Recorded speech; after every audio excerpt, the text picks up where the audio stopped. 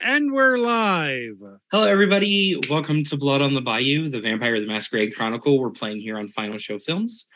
My name is Julia, and I will be your storyteller on this wonderful evening, which it is. The weather here is fantastic. You will start our introductions tonight with Drevian. You say the weather's fantastic. It barely hit 80 here. It's been nice and sunny. But hello, I'm Drevian. I play Simon DeLuca, the Malkavian tailor. And Austin? Hello, I'm Austin. I'm playing Rahab, the Kaitif.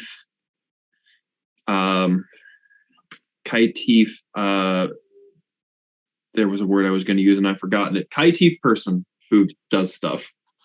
And nurse, perhaps? Nurse would work. Is actually that would be a word that I could have used. We won't say faith healer yet. My faith doesn't heal right now. At least not vampires. Gotta take that paladin oath and get the lay on hands. And Katie? Ideas, stop them. Hi, my name is Katie. I play Mercy Ransom. I am a Toreador tour guide. And Shawnee? Hey there, Shawnee, and I'm playing Gua Vincente, the Asamite assassin. And last but not least, Jeremy. Hi, I'm Jeremy. Don't mind me. I'm just waiting for frames to drop. Paranoid every fucking second at this point. Hi, I'm Jeremy. I am playing Catriona, Clan Giovanni, lawyer. Done with this shit. Also, I realize that the phrase Asamite assassin is somewhat of a tautology. Is that Jeremy? Is that done with this shit as in cat or done with this shit as in Jeremy? Yes. Have you seen 2022? Yes. It's 2020. Yeah, I was about to say, not as awful as the prequels, but you know, production quality's getting better. Anyway, so as always, Black Lives Matter, trans rights are human rights. Eat the rich, fuck the Supreme Court. Don't park on train tracks. Oh, Jesus. Yeah, God. Mental health matters. Mental health matters. Yes, 1,000%. That reminds me, there's a mental health walk here tomorrow. Do it. Or don't. I'm not your boss. I cannot be in the sun that long. Fair enough. Okay, so first I'm going to apologize for my voice. I've been dealing with a cough and a sore throat for almost 2 weeks at this point. I have taken medication. It won't go away. This is just life now. So, when last we left off, Eliza and Rahab returned to the cemetery, finding that the two of them had been abandoned by her coterie, and that Jonathan was nowhere to be found, along with a rather obvious blood spot on the ground. Rahab attempted to contact, we'll say spot, more like, cool line of fire. Rahab then attempted to contact Kat, who promptly hung up on her due to the situation she was in, which led Rahab to the conclusion that she had been abandoned. So thinking quickly, she attempted her best to get Eliza out of there and towards the causeway to see if there was anything that she could do further north in the city. At least until the current climate would die down a bit. We ventured to the northern part of the city with Guire, who was making her way on foot along the Lake Pontchartrain Causeway, stopping and alerting Sabbat convoys of possible Camarilla interception, and continued to attempt to locate the convoy containing the big ticket item for the evening. Meanwhile, Mercy and Kat paid a visit to the home of one Elena Giovanni, the primogen of the clan in the area. Kat stood her ground against her aunt and informed her that not only had she talked to her Nonna Giovanni, but most of the other clan who would soon know of what she had done, and did not want to put up with any bullshit Elena could possibly have for her.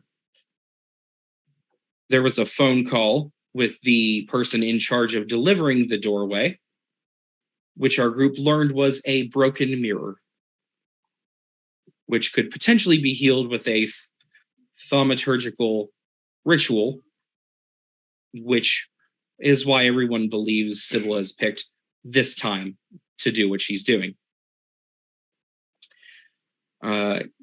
Umar had a small conversation with Kat, in which Kat threatened to kill him on sight the next time she sees him, for good reason. Mercy and Kat then had what I like to call a car ride therapy session, because it was, on their way to the causeway.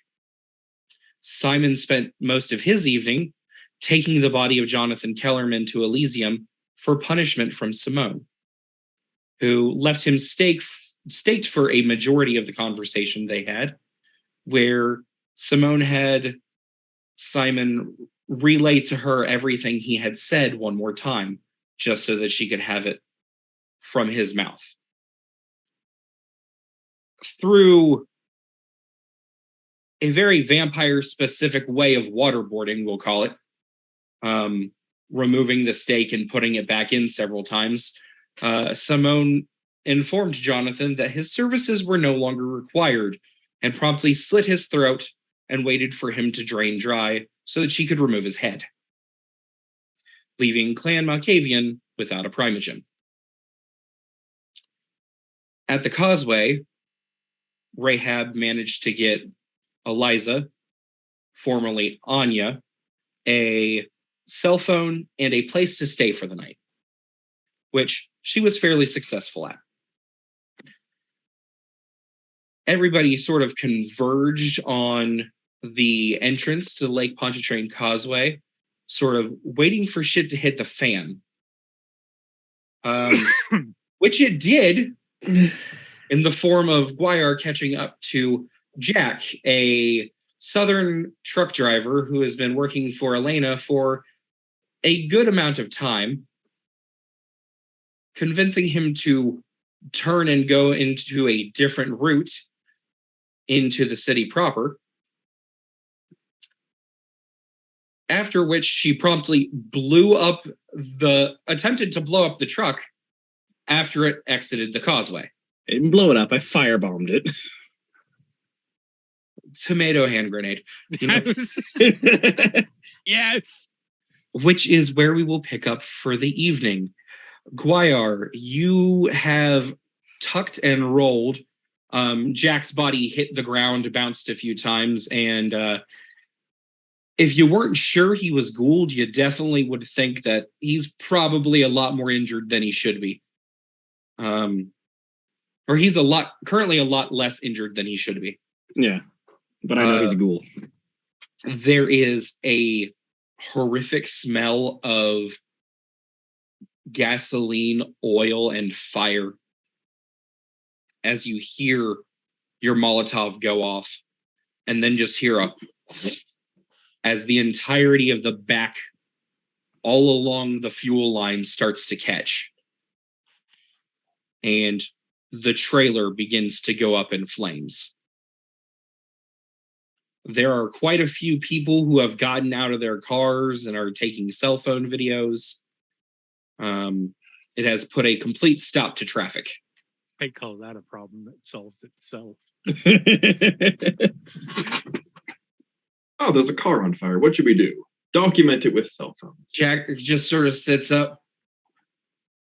First question, what in the actual fuck was that for? I'm sorry, would you rather I not save you from a Tremere setting the truck on fire with you in it? I gotta get a new truck. Fuck. Well, Elena's not off the hook for this one. That's fine. Okay. Guayar, go ahead and give me a perception and alertness check, difficulty 7, with distance, materials. Yeah. I will apply my enhanced senses and make it difficulty 6. Yes. 2 successes. there are a number of screams coming from inside of that trailer. And it's at that point you start hearing thuds and slamming as the entire thing starts rocking back and forth. There's screaming, there's hissing and bouts of anguish, and it just sort of keeps going. There's a roughly 5'3" blonde woman who runs up to the two of you. Are you all okay? Like, and she just pulls out her cell phone and starts dialing 911. And she'll like hand off. She'll hand Jack off to the woman and say, "Get him to a hospital. I need to see if there's anything that could be done for that burning truck." Okay. Yeah. I think we can do that. And Jack just sort of winks at you, but goes with the woman. Yeah. A bystander's calling 911? I know. World of darkness these days. To be fair, her goal had been to get it a little ways away from the road, so there's only a handful. There should only be a handful of bystanders who witnessed this. Yeah, no, for those listening at home, Guire waited about 5 minutes after Jack had left the actual causeway. So it's not like this fire is happening in the middle of the bridge. It's happening a little bit off the way, but it is still a entire truck on fire. Oh, yeah. And Guire will wait for the fire to die down a bit. I mean, it's that or risk rot trek, so completely commendable there. And I mean, with a courage of 5, she can probably handle rot trek, but she doesn't want to push it. She doesn't need to. There's a fire going on, and there's also vampires in there who are almost certainly undergoing rot trek that you want to burn anyway. So,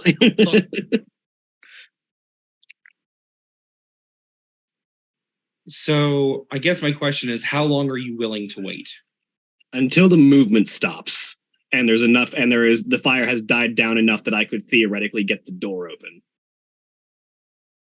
So there's about a good 15 minutes, and the screaming and rumbling stops. The fire's still going pretty hot, but it appears to have stopped spreading. Mm-hmm. And now it's just eating up the fuel that it's got, and will slowly burn out. She'll give it 10 more minutes, let the fire start to die down, and then go cut the door off. Okay. I'm trying to think if there's realistically anything I want to have you roll, because it's an inanimate object. It's no, I'm not even gonna. Oh, hello, blue light. I'm not even gonna make you roll larceny or anything. It's easy enough to do. It takes a little bit of maneuvering, but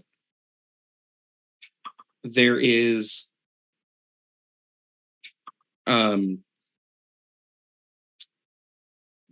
there's a moment after you cut everything and sort of wait for it to fall where there's just a perfect stillness, and then which kicks up a lot of dust. There's a bit of backdraft, which causes the flames to build up a little bit more. Mm-hmm. But after another few moments of that dying down, you are able to walk up the ramp that was the doors into the truck.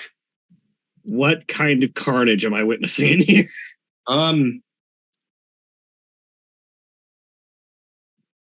A lot of bodies, some piles of ash.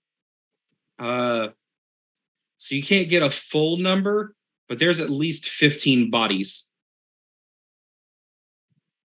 And standing perfectly, almost completely untouched by anything in the center. Held in place from both the ceiling and the floor by heavy metal chains a black twisted mirror whose frame ends in eagle-clawed feet.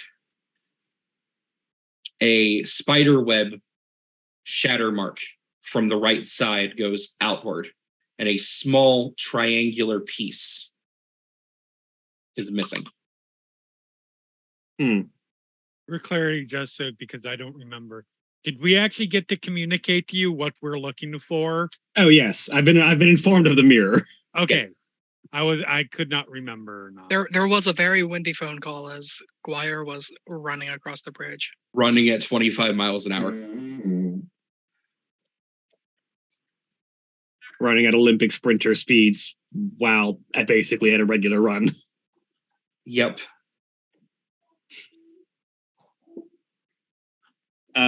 And then Guire will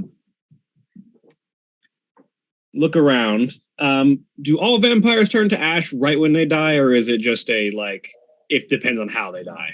I forget. The way I have been ruling it, I don't know if it's canon, it depends on the way they die. Okay. Some leave bodies, the rest just leave ash. For the record, canon is they return to the state that they would be at currently if they had died when they died. So if they've died centuries ago, they then turn to dust. They turn to ash. If they died 4 months ago, it gets messy on the street. But obviously that's strictly raw, which you know how I feel about raw. Yeah. Also, fire. Worse than SmackDown. I mean, that's a whole other discussion. things have changed in the world of wrestling for the last couple of months. That just sounds like a Pandora's box we don't have time to open. No, we do not have time for that conversation. Yeah, we only have like 3.5 hours left of this stream, and Jeremy can fill like 6 hours of that. Easily.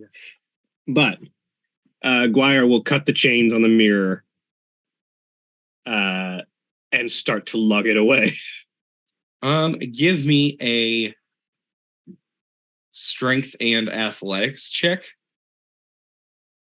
Difficulty 8. This thing is very heavy, I take it? Yes. I will pour an additional blood into this if I need to. Okay. I'll put 2 just to boost my strength by 2 for a bit.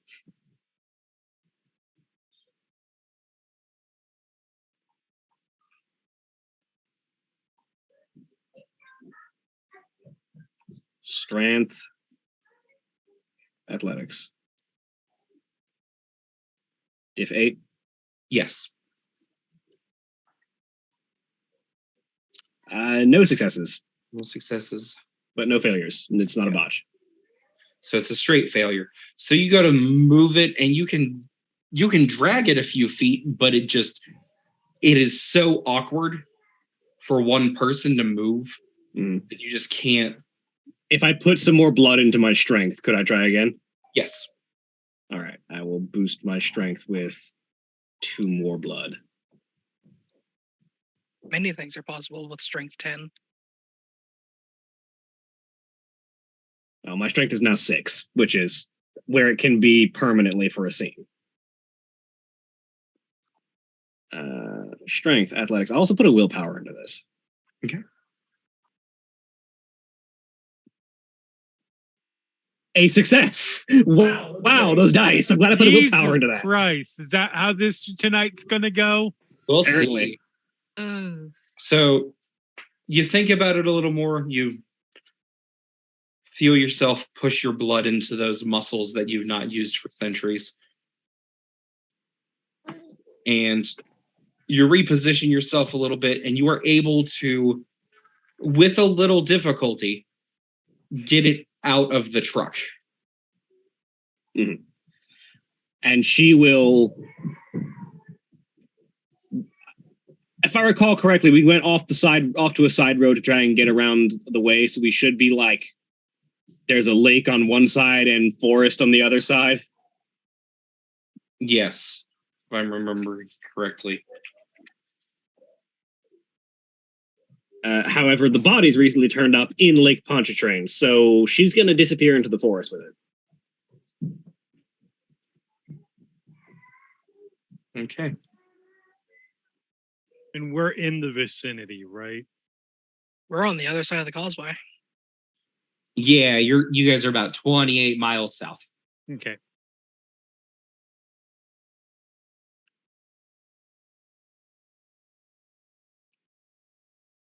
Because that's how big that is. Fair. I actually don't know if it's 25 miles just over the bridge. I should probably figure that out real quick. Wire will disappear into the forest, and then just text quietly to Destiny, package emoji, lock emoji. Okay. So the rest of you start hearing back at base camp. You will hear several different cell phone alert noises go off. You'll hear a walkie-talkie go off saying explosion. I'm sorry, what? Something exploded. Destiny just sort of picks up his walkie-talkie. You want to try that again? There's that crack. Okay, explosion might not be the right word, boss, but that truck's on fire. Impending explosion then. Firebomb. Shit's on fire. Would this would this be the thing with the thing inside that we don't want to blow up? Where is fire? Google. Destiny clicks the microphone again, or the walkie-talkie again. Coordinates. And he rattles off an area about 2 miles east or west, I know my directions, of one of the exits for the causeway.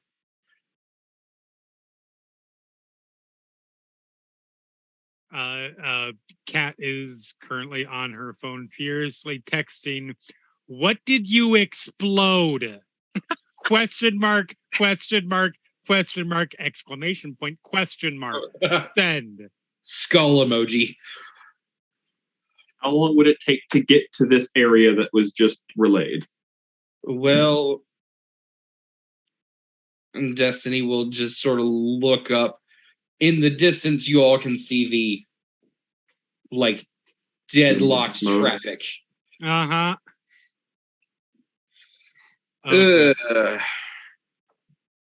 Is there a way to override the maximum speed of a electric scooter? Probably not, unless you put a very, very big battery on it. Yeah, like you would need a better motor and a better battery. It's like you can. You could trick out your scooter all you want. There's still backed up traffic on the causeway. If you attach a scooters jet can go engine around to the back. I was referring to, is there a resistor that prevents you from burning up too much of the battery in order to not make it go super fast? Well, probably yes. If you break that resistor, you have a 25-mile causeway. You will burn the battery before you cross it. No, you wouldn't burn. You burn the motor. Yeah. The motor would fry under the There is a set of noises that happens to the left of Destiny as one of his fellow patrolmen falls from hops down from a building. Boss, are you looking to get across the causeway? Because we got 3 boats ready to go.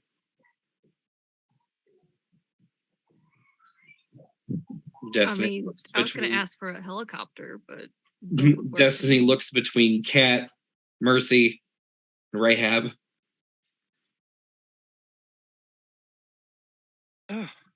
Yeah, I'm waiting on a response to my text. My question is, does Rahab ask the question about tricking out the scooter out loud? Like, does she actually No, ask that? she would have known that. Oh, okay. Damn, because between with 8 dots between intelligence and technologies, I wondered if Simon would be able to info dump about. Oh, that's right. Simon did make his way there at the end, didn't he? Yes. Yeah. Okay. I suppose, yeah. Simon and I probably both just walked in, so we haven't had a chance to have a talk with Kat. Yep. I'm imagining that explosion text came in right as Rahab walks in, and Kat and Rahab would have looked at each other, both about to say something, and then explosion. Yeah, probably. Yeah, that sounds about right. Simon got there just in time, so probably walks in just after, walks in on his phone, texting, "Not me." Not me. I know it's not you. I know who it is, and I'm waiting for them. We have a boat, right?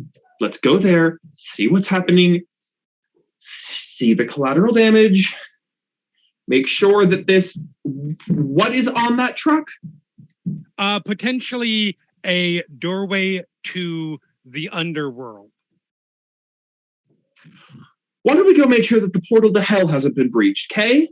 Oh, no. I'm waiting for a response before I go near the potentially open portal to hell. I'm not. Is one of those boats ready to go, Destiny? I think the text that Guire sends back is just like pentagram emoji, magic wand emoji, fire emoji. Ring, ring, ring.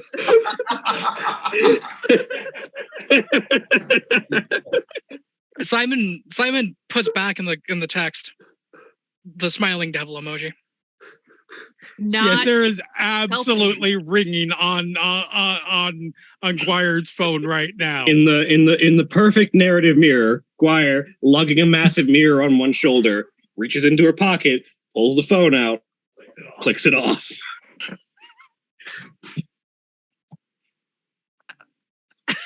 You get about 3 ring. Oh no. This bitch of a lawyer will not be denied.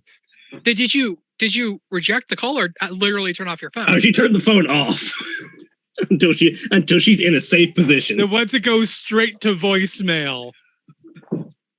It's what Kat deserves. I feel like someone needs to make a self-control roll at the moment. Yes.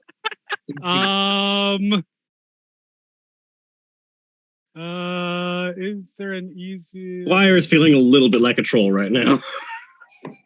So does Destiny have a response for Rahab or? Oh, there it is. Roll self-control. He will. Okay. At the individual who informed him that they had 3 boats. Is it ready to go, or do you need? Nope. We are set to sail as soon as you all need it. But somewhere along that. Hold on. No, everybody, hold the fuck on. Okay. Not the time. Simon's literally somewhere along that timeline. It is the time because we all need to get on the same fucking page. Somewhere along that timeline, Destiny would have gotten that text.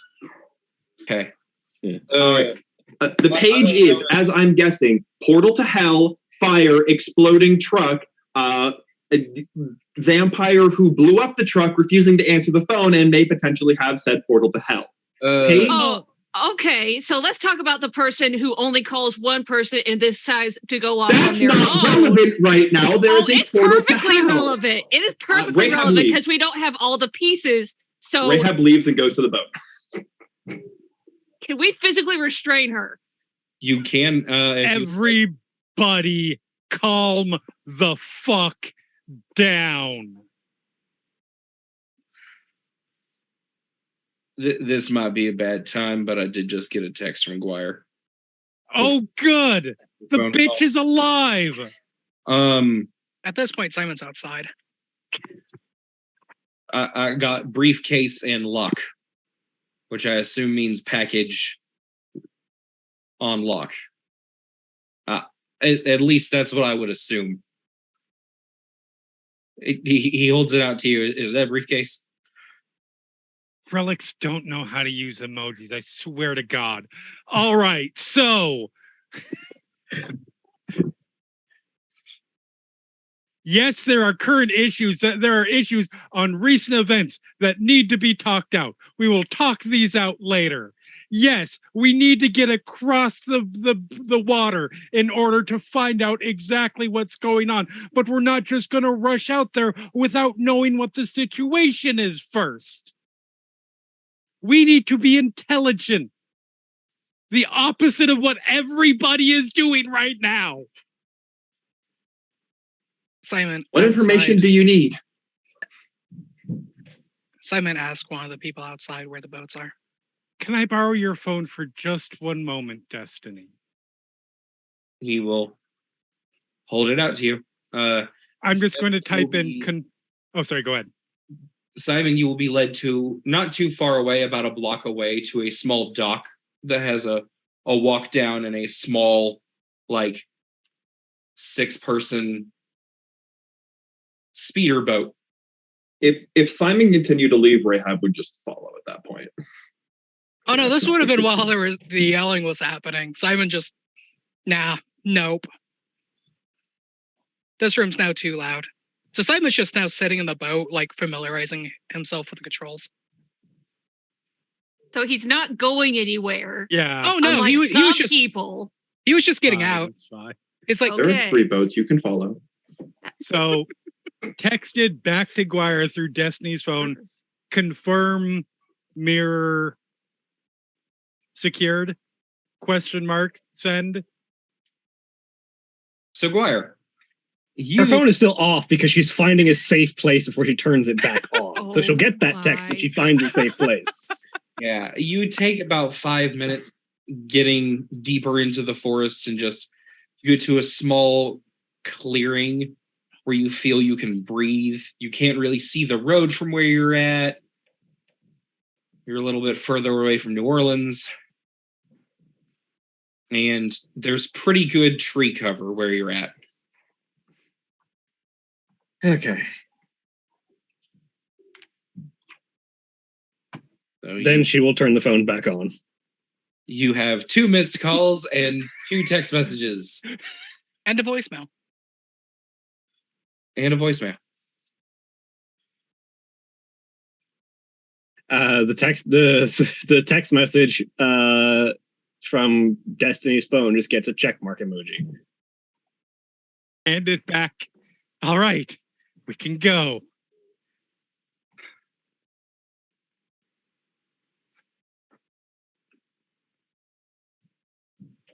I would like to say y'all are the most anxiety-induced bunch of motherfuckers I've ever met. In fairness, consider the situation. Oh, no. It's not unwarranted. It's just... So I would imagine, and obviously you're the sheriff, correct me if I'm wrong, we're probably going to have a masquerade situation to worry about as well. Yeah, I'm going to leave this to you lot. I'm going to have to go make like 45 phone calls. Absolutely fair. We will make sure the mirror gets somewhere secure. It's at this point you see a newscopter go overhead. Okay. Jeremy does not know what "oh fuck me" in Italian is, but that's what comes out.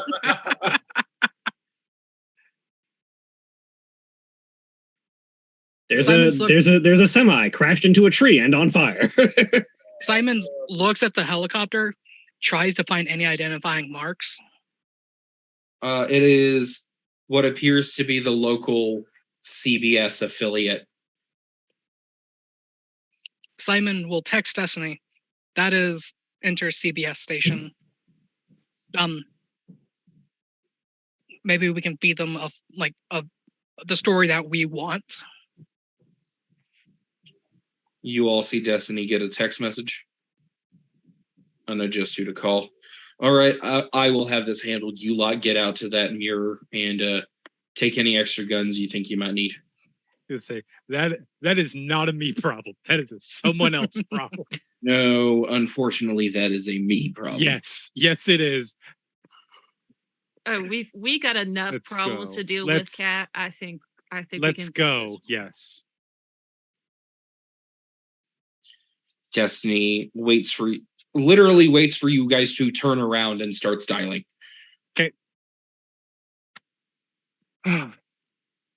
This is going to be. I lean over to Mercy. I imagine this is going to be an awkward boat ride. You probably shouldn't push things until we get the mirror safe. Okay, so when you say don't push things, that means no pushing Rahab out the boat, right? Correct. She's learning. Is it?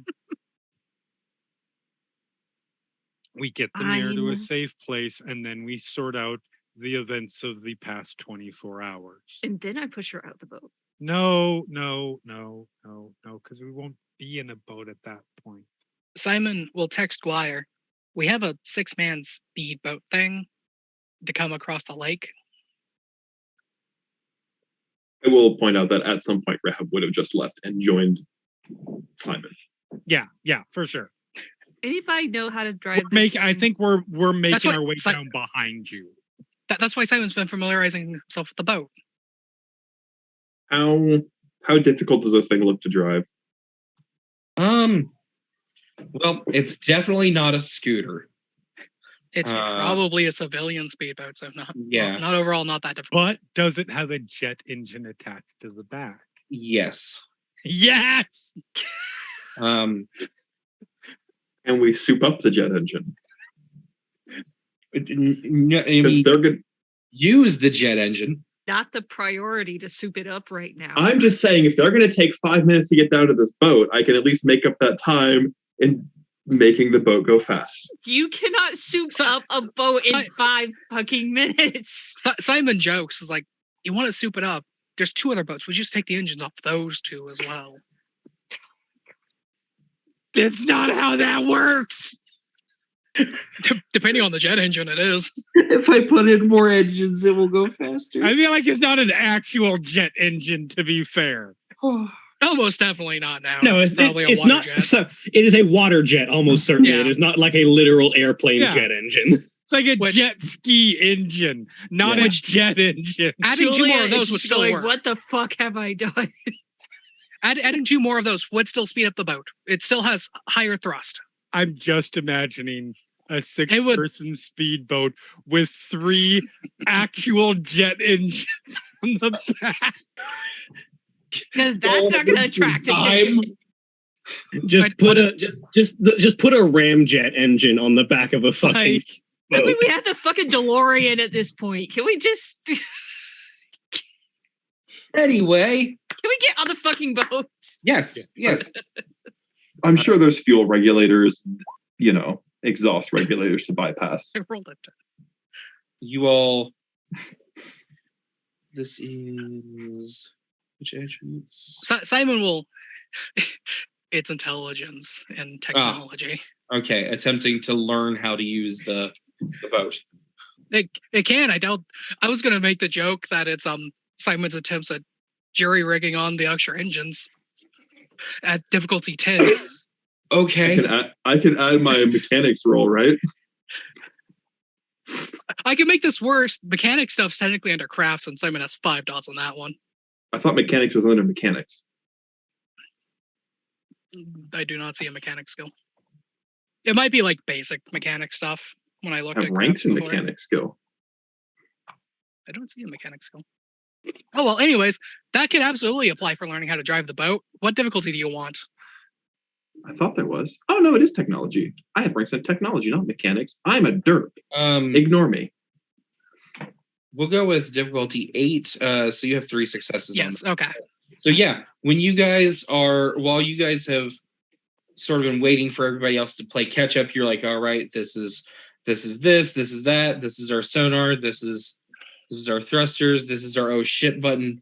Do you have ranks in drive? Do I? No.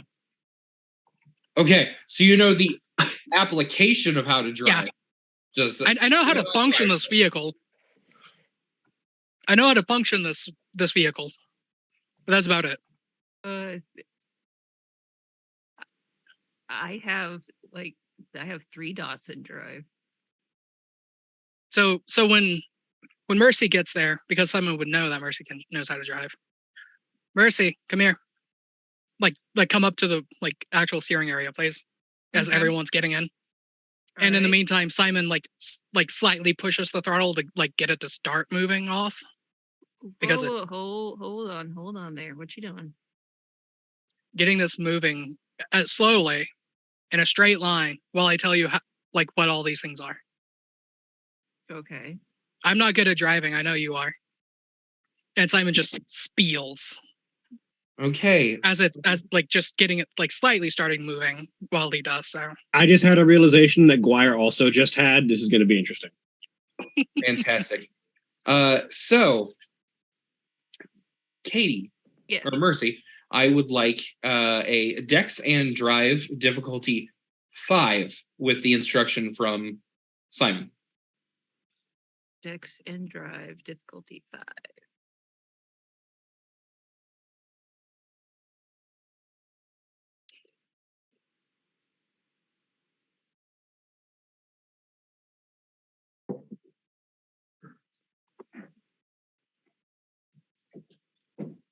That's how the dice are rolling.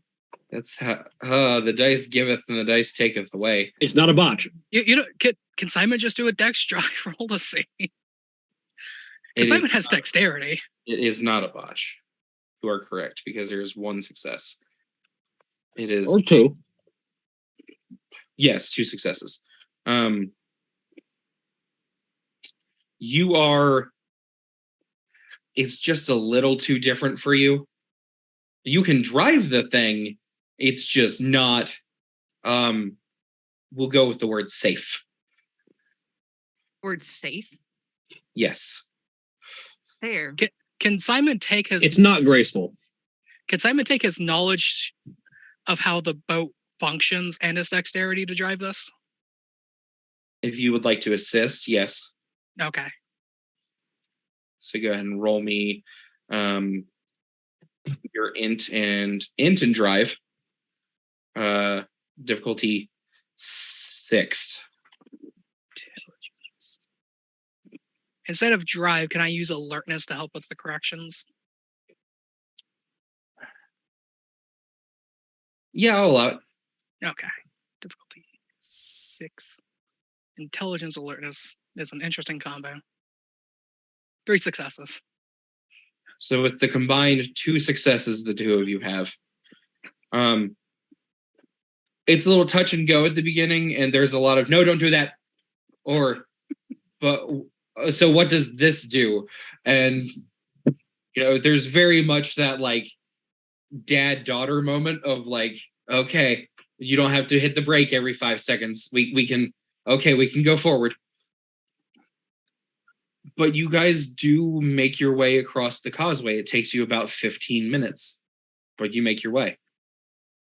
There's a dock on the other side, and you are able to dock your boat, climb up, and on the other side of the causeway, what do you do? Park the boat?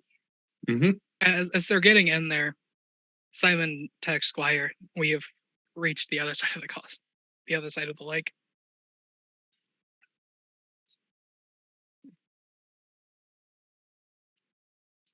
Where are you?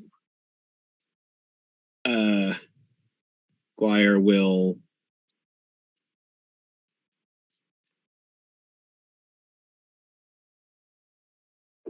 should just send back. Head about 5 minutes into the forest. I'll find you.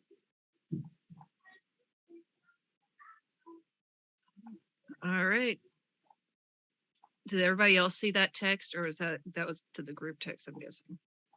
That was specifically because I believe that was that over the group text. Depends on Simon. Yeah, was that Simon? Was that over the group text or directly to Guire? That one probably would have been the group text. Okay. Okay.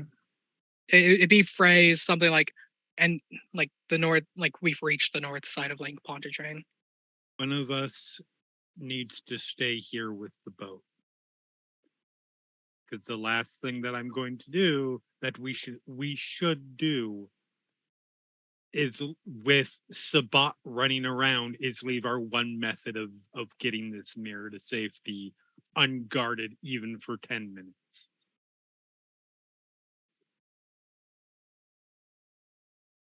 Whatever you just said, Katie, did not come over the mic. Did that make sense? Hey, Mercy, you know how to maneuver this thing well enough. Mm-hmm. What if you just keep it, like go back, like do a little circuit just off the coast?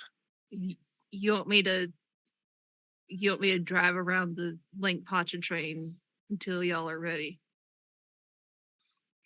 So they can't even get onto the boat to try to do That is a anything. fair idea. I can do that. That and like one of us versus who knows how many Sabat wouldn't be a good idea either. Yes, no, agreed. I would gladly stay, but I wanna be able to. No, that's absolutely. I feel like fair. I should take a look at the mirror, make sure that we're good. You know, I am happy to stay with the boat and leave the porter to hell to you guys for a few minutes. That's perfectly fine with me. All right. Text us if any problems occur. Will do. The shoes come off before she gets out of the boat. You need to just invest in galoshes. It'll be fine. Squish, Cat needs squish. Crocs. We're at a dock. Yes, but we're all still going into the forest. Yeah. This is preemptive shoe taking off. This is not like jumping into the bank. Okay. Rahab leaves her practical shoes on. Simon's wearing practical yet very ostentatious boots. I think. Oh no.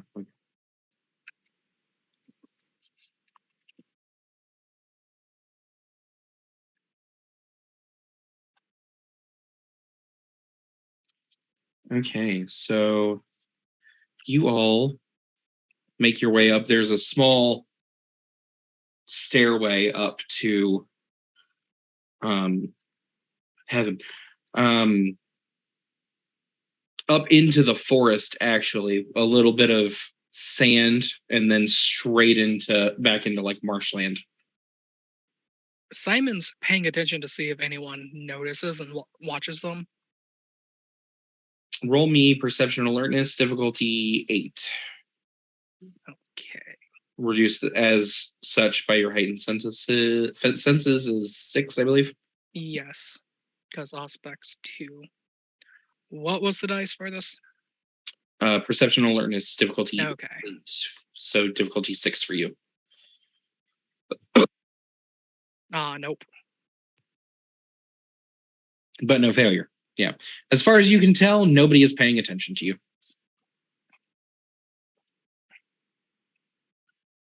All right. Can Simon see that news helicopter over here? Once you get into the trees, no. Like even just like walking up the dock, is it? Walking up, it's making its way over here. It has not gotten over here yet. Well, no, it would have gotten over here. Yes, it is about probably. Distance is weird since it's up in the air, but you would guess probably half a mile to a mile off, pointed at the remnants of the truck. We're fine. As they're walking Simon will text Destiny, like any update on dealing with the news. There'll be a minute of nothing, and then you will get back. Informed them that there was a vehicle malfunction,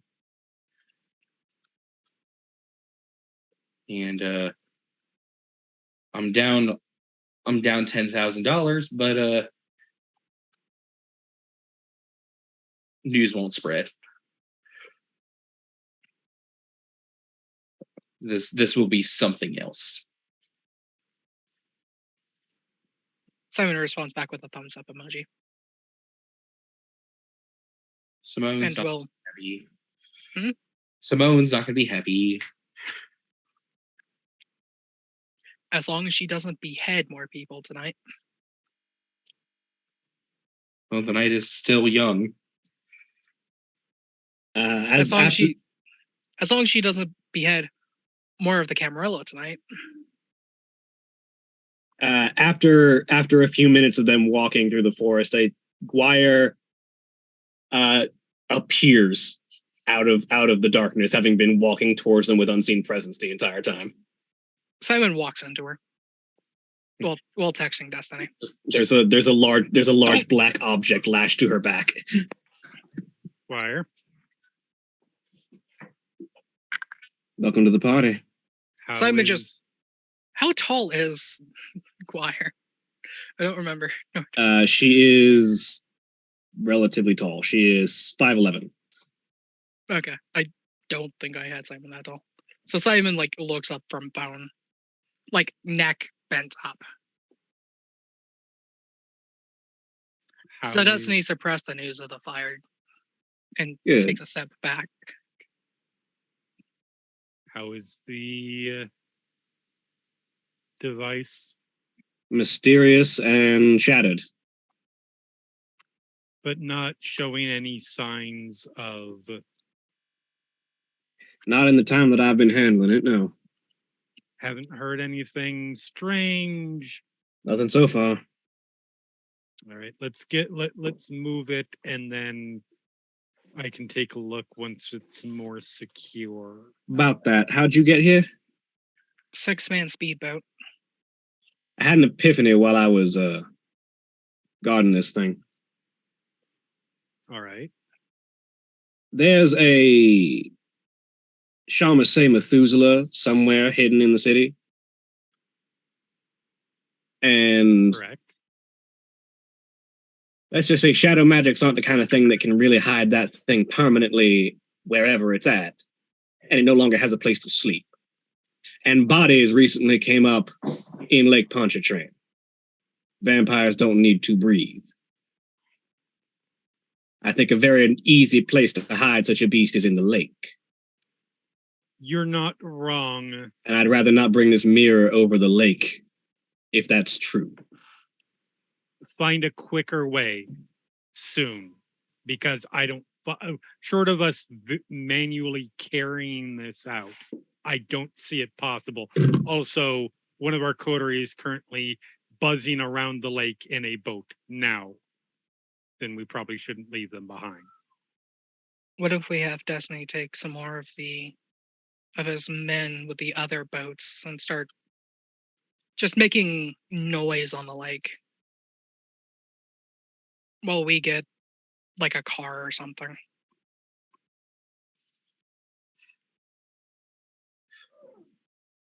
Make them think there may be nothing in the lake, but my suspicions are, my gut feeling is that I'd rather not take a dangerous artifact over potentially shark-infested waters. Simon straight up texts Destiny. It's the big coffin we found, the thing that sleeps in it. Does it seem likely for it to be in the lake? There will be a brief pause. And then, I don't know.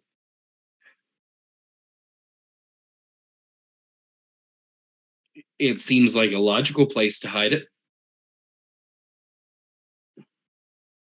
We probably So- don't want to come back across the lake. Here is my concern.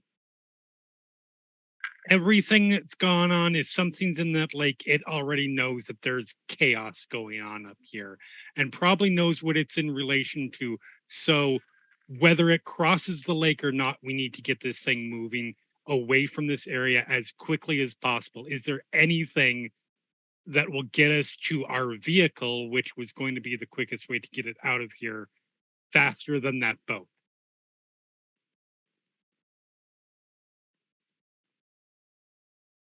Faster than? No. Less immediately obvious and over unknown territory? Potentially. Name it. What about the helicopter? It's not our helicopter. No, we're not. We are not hijacking a No, news that'd be a bad plan. helicopter. I just meant paying whoever's flying it. It's a news helicopter. No, we don't need to do anything that'll draw that much attention. What we do need is a simple truck and a little bit of quiet. That we can get here immediately. Where are we in relation to where there would be trucks? You're probably about Simon's just on his phone and uses Google and finds the nearest. Well, hold on. We're still trying to figure stuff out.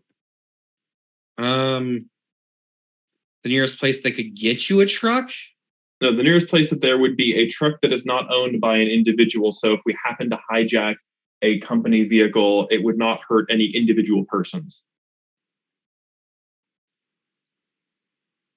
Um, We're in the forest. Pelican Park Recreational District truck. One of their service trucks. Potentially, yes. Somewhere that's closed, maybe we can return the truck before the daylight. No one will notice. I'm going to Google the nearest place that would have trucks, like Home Depot has moving trucks, or most hardware stores, or a U-Haul rental place. There is a U-Haul just outside the forest, towards the town. I'm going to send a text to the group thread. Mercy, come find us. Apparently, we're not taking the boat across. And so, Mercy, Yes. you are making your way up and down the coast, Mm-hmm. and things are seeming pretty normal. This is probably the most normal things have felt in like the past 4 days. Just kind of Just on. out just on nice. When the narrator says that, bad things are about to happen. I'm just waiting for the ball to drop. Our plans may change. Chernabog now capsizes the boat. And on your second loop around, Mm. there is a swelling of the water. Oh, yay. And out of it comes at almost lightning fast speed onto the front of the boat, where it has that small point, just a pure white hand with bent and broken claws wraps around it as you're going. I don't think this is how Titanic happened. The hell is that? And then the other hand reaches up and scrapes the top. And you see a almost alien creature pull itself, and the entire boat sort of almost comes to a complete halt from the sheer amount of weight put onto it. Can the boat move at all? Very slowly. You're going like 3 miles an hour. Okay. As the arms pull up and a oblong skull with a round shielded face without any eyes leans up from the water and stares directly at you.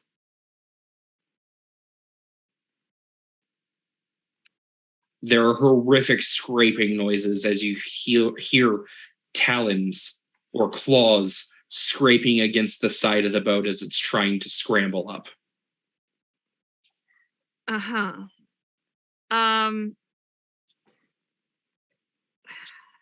She just mumbles, I don't get paid enough for this shit. Have I seen something like this before? Roll would I know me. what this is? I mean, you've been given the description of this thing before. Yes. Yeah, actually, you've seen paintings. That's Bayou.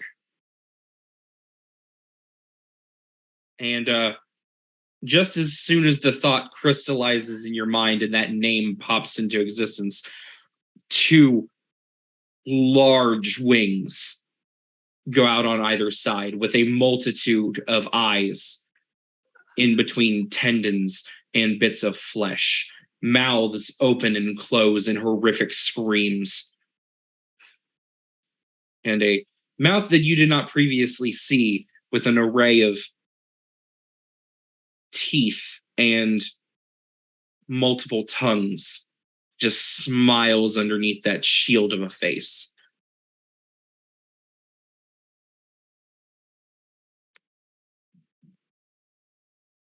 And there is more scraping as it gets a bit of a foothold and leans fully up and is about 6 feet from you. The only things in between the two of you, the glass of the boat.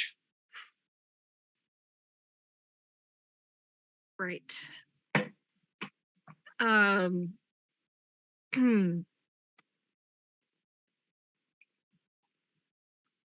what point do you let it have the boat and just dive in the water?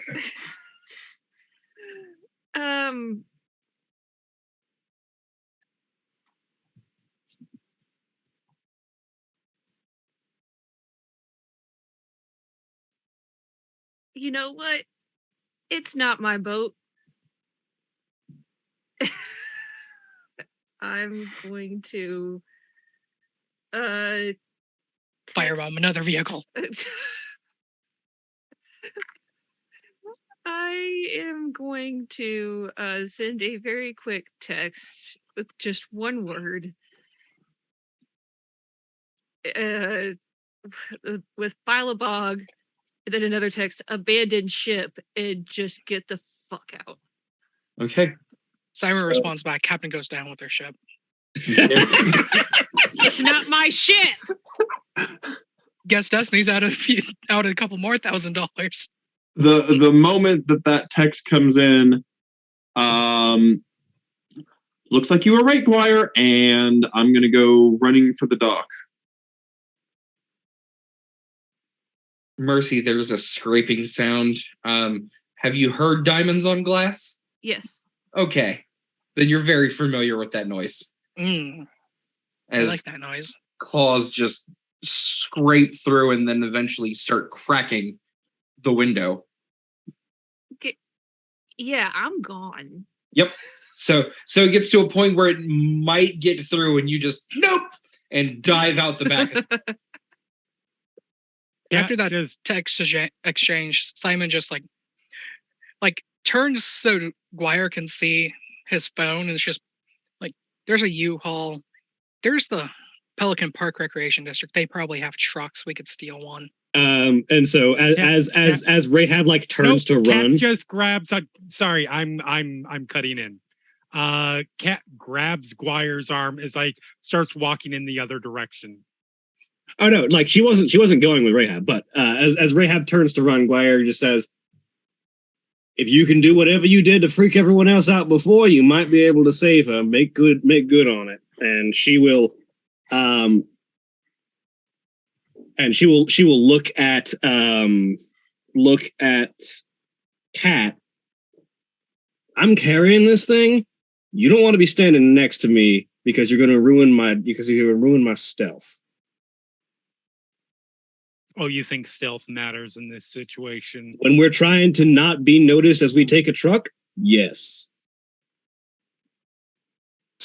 letting Guire be stealthy until we can get this thing into a faster vehicle would probably be good. Speed is more important right now, but sure, fine. Doom us all. As Guire disappears again into the unseen presence. You all have the same general direction in mind, and Simon is guiding you, so you can make your way that way. Actually, it would legitimately be more beneficial to you to be nearby because you can hide behind me and then use obfuscate. I mean, yeah, to be fair, but you holding onto my hand draws attention to me.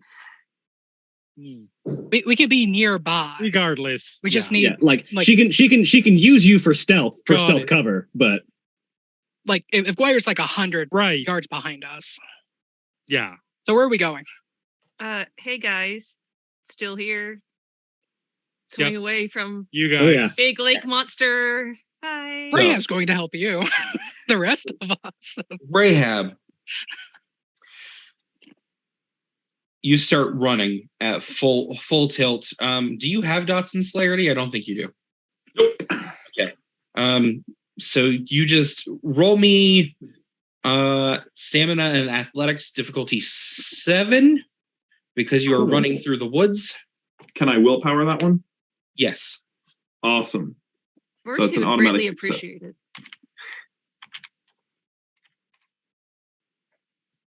Hey, that's a success, and the willpower's another success. So 2 successes. You make your way back pretty fast.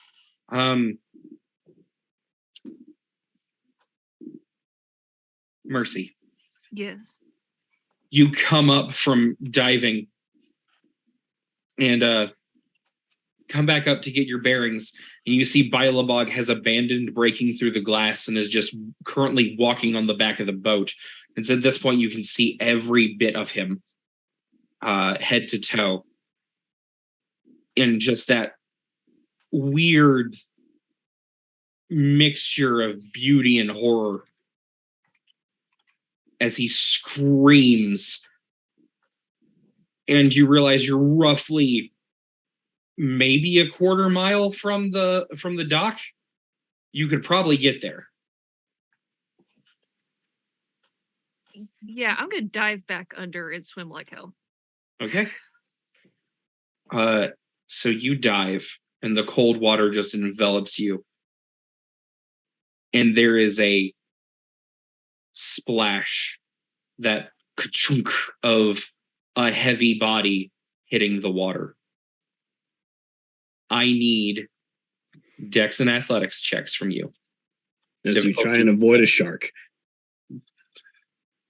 A vampire I think a shark would be preferable. Can we have the shark, please? Turns out it's the shark. Swim faster. Do. Krakoa or whatever they are. Krakoa. Mokale. Rokea. Dexterity and athletics. Yes, Dex Athletics difficulty 7. Krakoa is the living island. Rokea are the were-sharks. It could be a Mokole. Mokole too turned into a crocodile.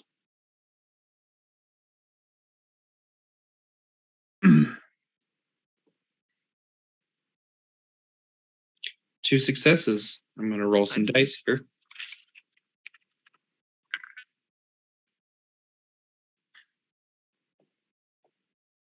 I don't know if I preempted the GM or inspired the GM, but either way, I'm sorry.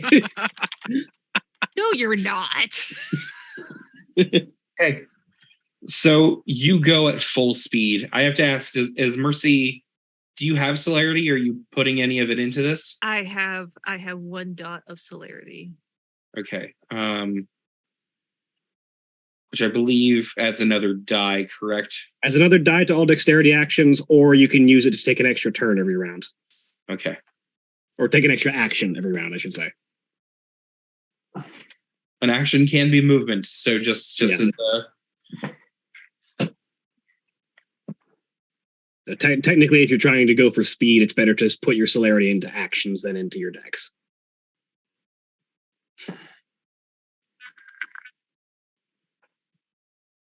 Okay. So you're about halfway and you just feel movement in the water behind you. And you can hear the sort of underwater scream that comes out of its mouth as it lashes out and misses you. Give me another Dex Athletics, difficulty 7. You can add your celerity if you'd like. Or you can take 2 actions and do the same thing. So if I'm adding to my Dex, how do I modify that on the roll?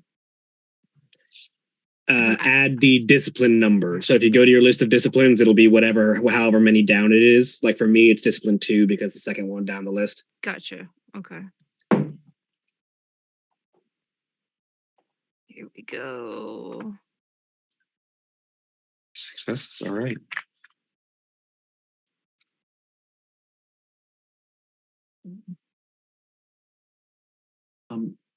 Is swimming strength or dex? Dex. I believe. I could be. And is dumping points into abilities, how do you do that exactly? You can spend blood, as many as you can spend per round, each round. And you can up an attribute by 1 per blood point spent for the rest of the scene, up to at your current generation, 1 higher than your limit. So which is 5. So you can go up to 6. If you can spend blood to go beyond that, but any blood you spend beyond that limit expires after 3 turns from when you stop channeling blood into it. Swimming is actually a stamina and athletics roll, so we've been doing that incorrectly, but that's okay.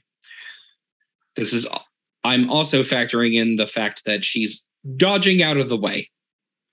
I was checking because I'm going to be dumping some blood into stamina while I'm running. Okay. Yeah, you can only dump blood into physical stats, not mental. That's fine. My physical stats suck. They're the ones that need blood. That's a mood.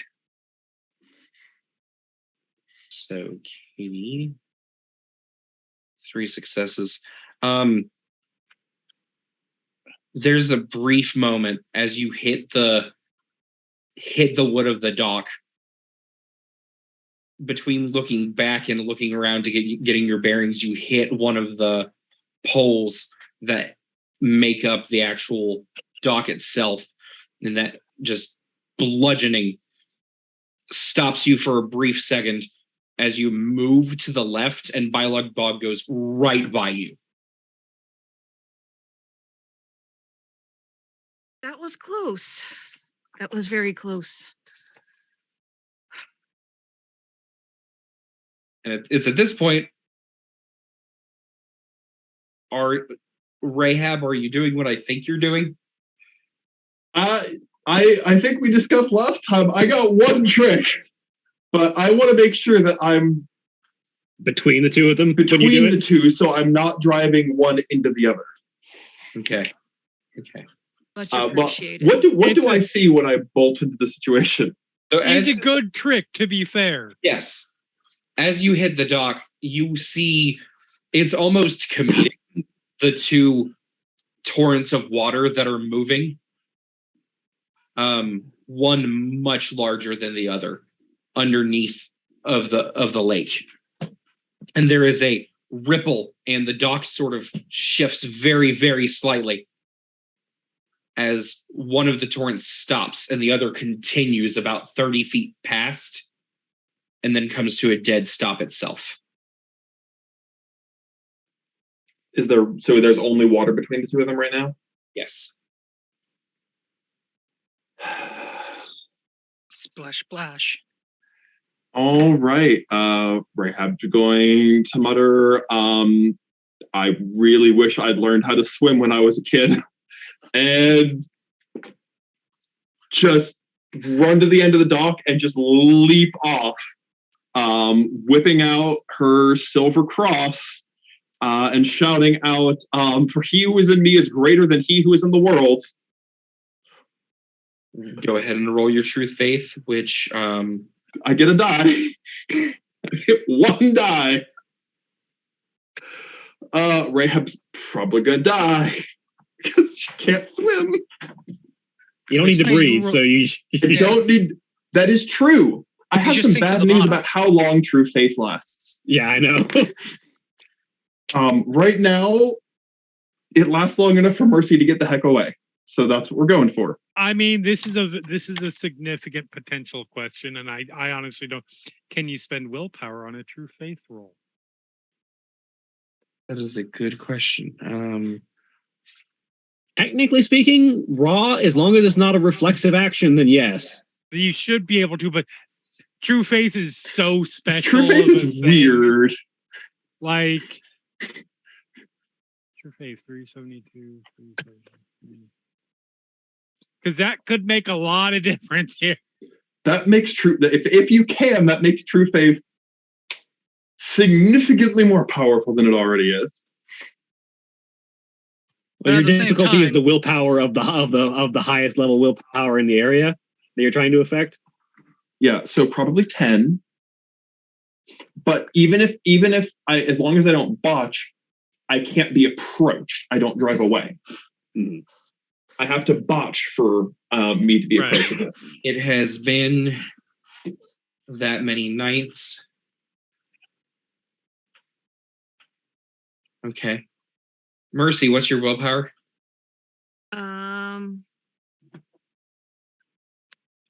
Hold on. My willpower. My permanent or my temporary? Permanent. 5.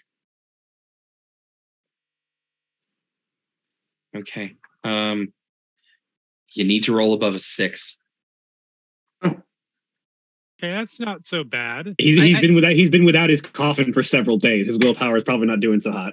He did it. Oh, All right. God. Dive into the water, shout out a Bible verse, hold up the cross, and just as I slowly sink, the cross is the last thing to go below the water.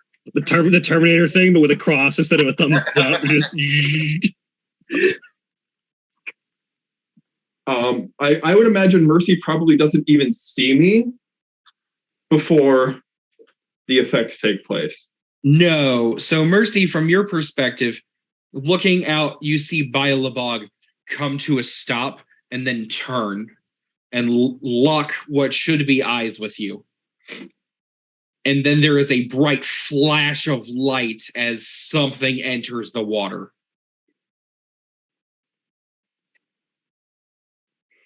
And there is screaming and there is thrashing. And as the light descends further and further into the lake, As I'm descending, I'm also yelling, "Run, Mercy, run!" you see the light descending and you see the figure retreating. Well, now I'm really glad I didn't throw her over the side of the boat. No, to be fair, this is also affecting Mercy, right? I don't think I can direct it. Yes, you also run in the opposite direction.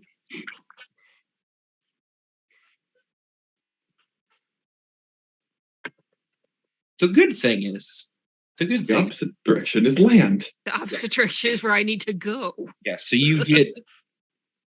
you clamber up the pole that you have hit and climb yourself onto the dock, slowly pushing yourself back on your ass with your feet and your hands until you hit solid ground. And just hold your knees up to your chest. Find yourself breathing heavily even though you don't need to.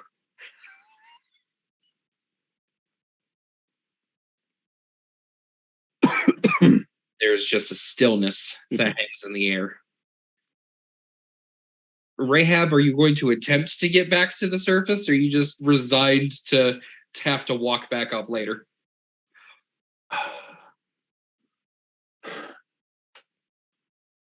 I'm going to hold this cross. I'm going to hold the faith out for a little bit, just for like a short period to make sure there was time to run before I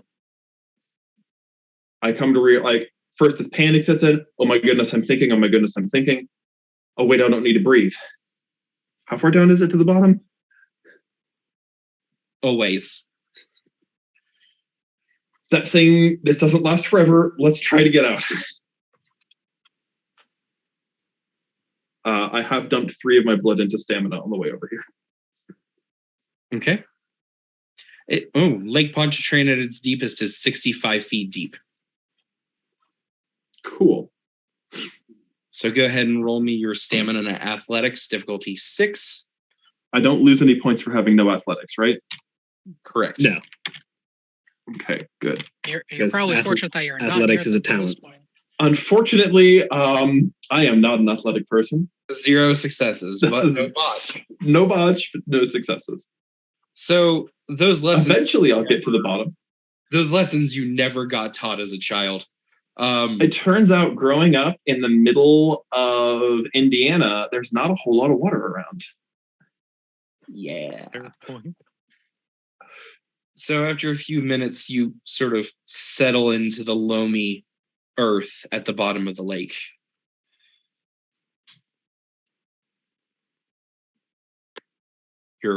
Your cross has stopped glowing and you're surrounded by that inky black darkness, which is slowly rising around you in...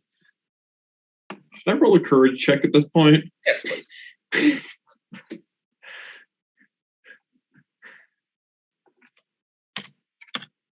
That is my lowest virtue. I don't know what the difficulty What is. was the difficulty? Because that's 6. You're good. Okay. okay. It's either one success or a botch. Yep. So Gather my wits. as the inky blackness sort of settles around you, and the silt and the dirt goes back to its resting place. You take a second to compose yourself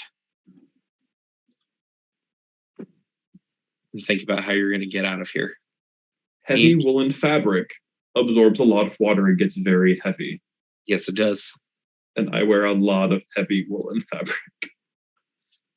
The thought that came to my mind is you hide from Bilobog by being like lizards in the desert and you just bury into the dirt. Oh no, if Bilobog comes back, I'm dead. I've ticked him off a lot. I have no defense. I love the confidence here. You I just mean- hide by burying yourself in the mud. That's fair, though. That's fair. It's a Methuselah. We're all dead if it wants. So Okay. you begin trekking back towards land. It is not going to be a fun uphill climb, but it is a thing you can do. How, We're how gonna are do it. your sensible shoes doing in this environment? Probably pretty good. The answer As is good as they could be. Completely drenched in water. Fair. Good as any She wears shoes, like hiking boots. completely drenched in water. back with the Mirror Gang. Mirror Squad. You all are making your way to the ranger station, correct? Is Yeah. what you decided on? Yeah. I don't think it was ever really decided on, just someplace. Yes. Are you going to Either a the... ranger station or a U-Haul, whichever has a truck we can hide this mirror in. Yeah. The answer is both. But U-Hauls will blend in right now. So we'll get a U-Haul. So you guys make the trek. While walking, Simon texts Destiny. That idea of Bilobog being in the lake, it was right. Back up, question mark, exclamation point. Everyone okay? Question mark, exclamation point. That was Yeah, I'm I don't- okay. joke, Yeah. exclamation point. What was the last part? That was supposed to be a joke. The mirror's okay. 3 of us are okay. Don't know about the other 2. Or your boat, for that matter.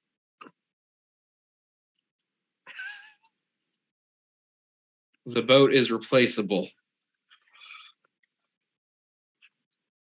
It's just a thing.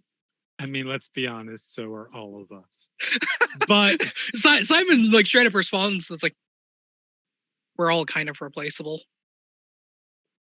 Noted. Damn, y'all. Thanks. no. That I includes- don't think you're It's replaceable, not Mercy. intended to be insulting. It's just absolute fact as far as the Camarilla is concerned. It's also just Simon being Simon. In fact, it might not even be fact because replaceable imagines that we had some value to the Camarilla in the first place. Simon does. Or at least that blank check that Simone gave him, it would imply Right. such. My self-esteem is fantastic. Anyway, you guys come to the U-Haul.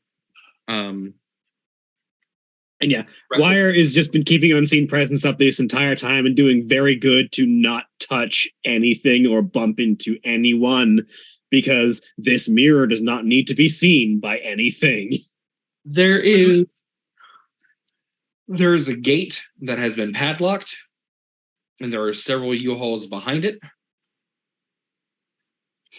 It is Go currently ahead. closed.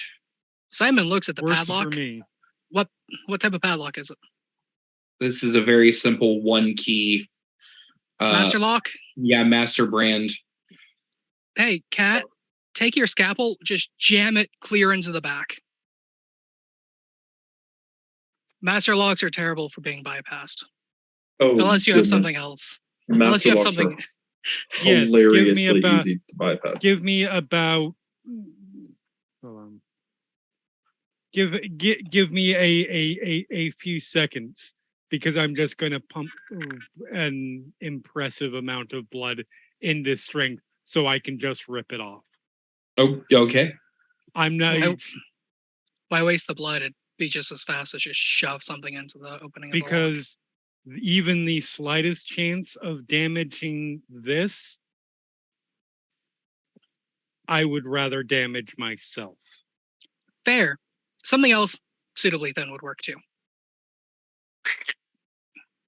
So Like, legitimately, I'll pump like 4.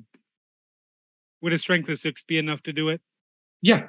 Okay, yeah. Yeah. Pump for blood. So anyway. so you go, anything slim will crack. You just toss the lock on the ground. And Simon, turning away. You are some, but that's not immediate what I had in mind. Just walks through the gate. Up to a truck. Check, see if the door is locked. No, it is not. Opens it up, hot wires it. Okay, roll me. I believe it's intelligence and technology. It's either intelligence tech or intelligence craft. Int tech. Difficulty 7 to wire this. Go to the And back. Chunk, chunk. where is technology difficulty? 7? Yes. I will spend a willpower on this one. Okay. If you want to roll. There we go. 4 Okay. successes.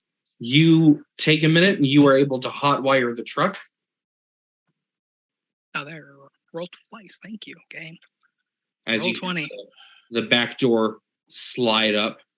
Yep. And Your carriage awaits. You say to the air and then realize that Guire is already inside. I literally as she just drops. opened it. You're not inside yet. No, yeah. But you turn to talk to where you assume that she is, and she from behind you. Thank you very much. She drops unseen presence on the inside. Yes, I get it. You're cool. Close it on you. And lock just to be a bitch.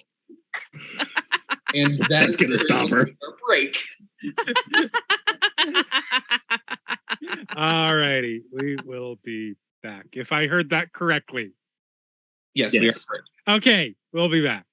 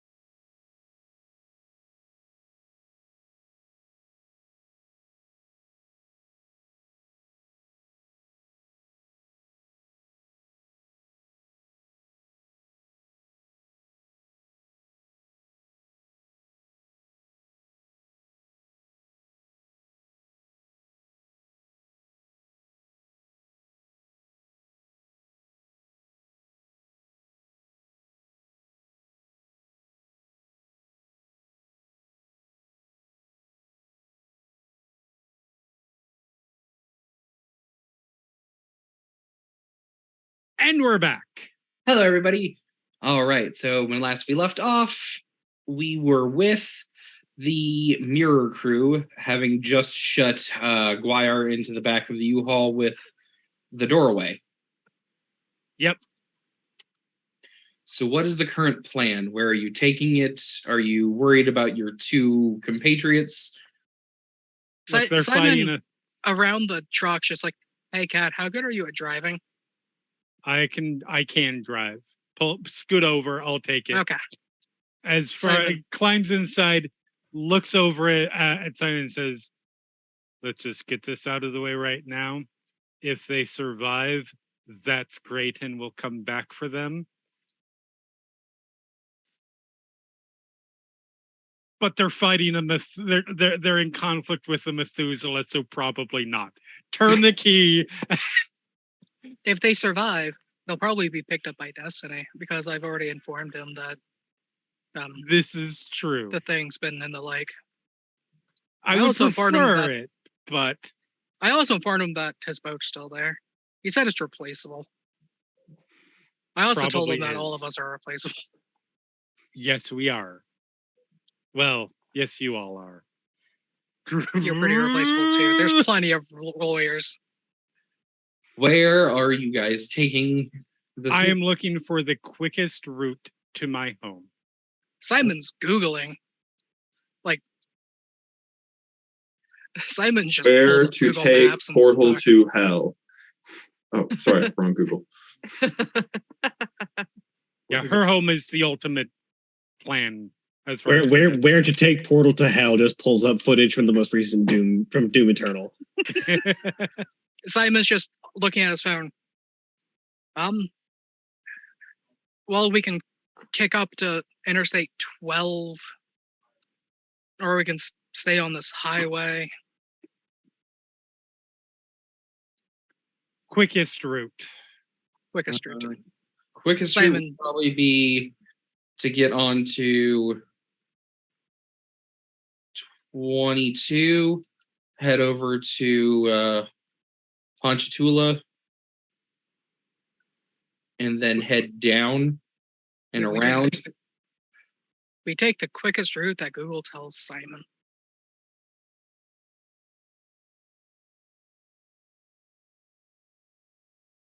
Oh, I lied. If you go east, it is much quicker. Hopping on to 190 and hitting 10 down into town. Perfect. At some point, once we hit a spot that's probably a bit of a thoroughway, a highway, something like that, Kat will just very casually be like, "All right, hold the wheel," and then go to her phone so she can text. Okay. Up until that point, Simon's also like watching the mirrors and looking at, like, keeping an eye out. Yeah, you don't want the cops. Yep. Oh Or- no, it's Simon or- doesn't. It's like Simon's more concerned about the Sabbat. Either or. If it's the cops, then Simon's just gonna open the back door and let Guire kill them or something. But Yeah. Simon will hold the wheel when Yep. asked to do such. And Kat is going to send a text to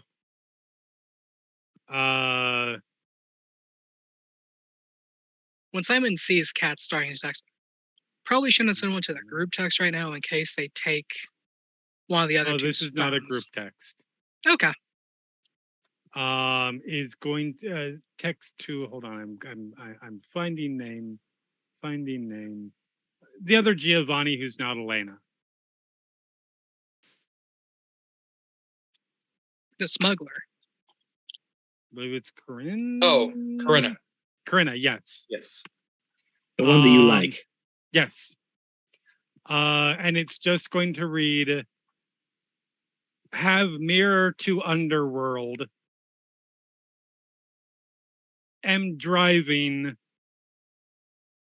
Please pass message, or please pass information along to the higher ups in the family. It's going to end up at my home. You will get back very quickly. Did you eat an alcoholic? /2 WTS Hellmirror. Oh, Only the WoW players got that joke. yep.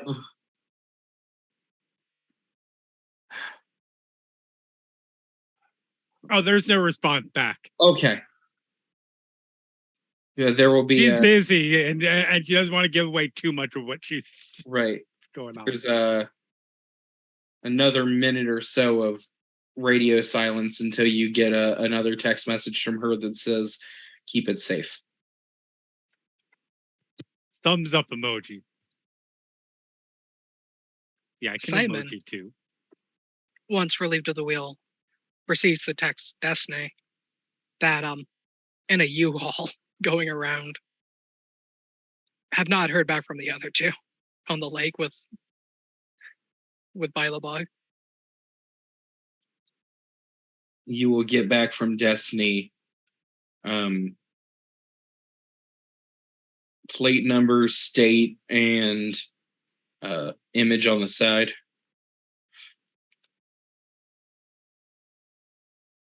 Which you can rattle off to him, no problem. You have eidetic memory. Yep. But after you do so, he says, "There's a lot of them. I need to keep track."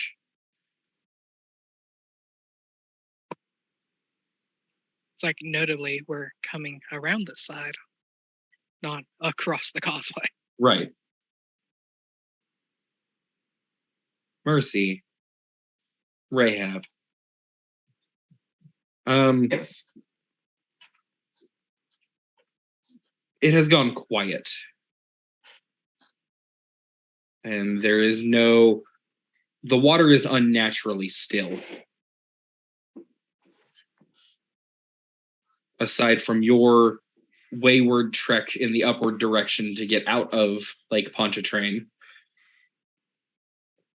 How silty is this soil? Quite.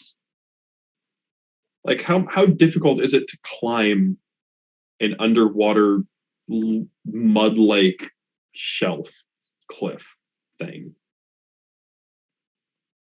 This should not be that difficult because it's a really wide lake and it's only 65 feet deep at the deepest. Yeah.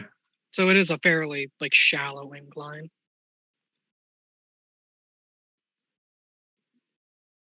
Yeah, it's not too bad. It's not too hard. Okay. It's just going to take a few minutes.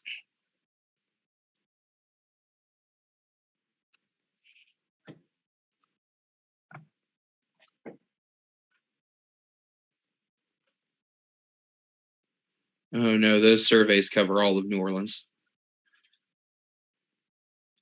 I looked up soil surveys. Don't look up soil surveys. Too much information. Sounds like something Simon would read for fun. Yeah. Okay. So you eventually, after probably 5-ish minutes, walk your way up and finally reach dry land. Mercy is currently on the dock, sat with her back against solid ground, knees up to her chest, just sort of waiting.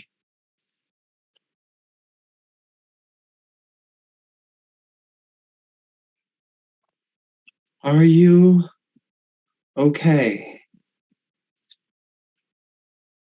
Why am I out of breath? I don't need to breathe. It's all the water in your chest cavity. There's probably a non-zero amount of that, actually. Just occasionally spewing water out. Might not need to breathe, but you still have to move air through the larynx to make sound. Yeah.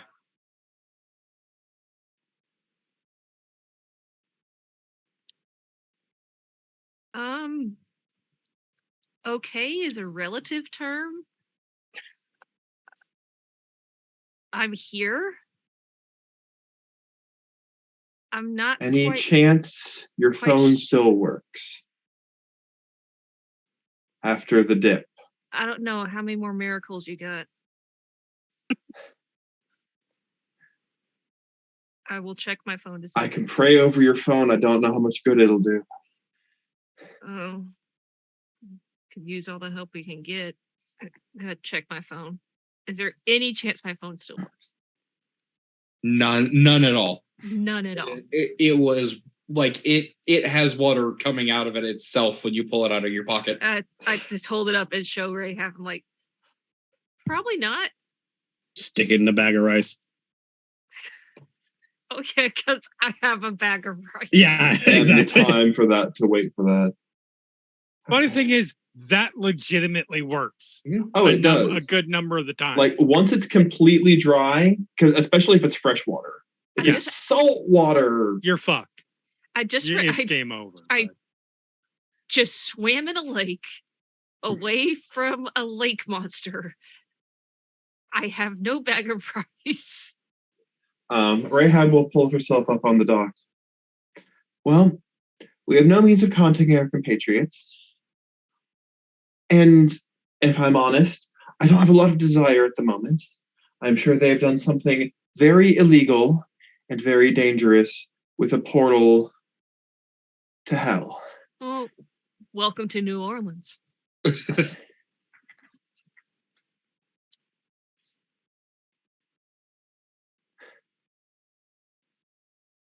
I'm sorry that was rude of me for the. I apologize myself. I have been, let's just say I have not displayed the same compassion and love that I claim to try to do.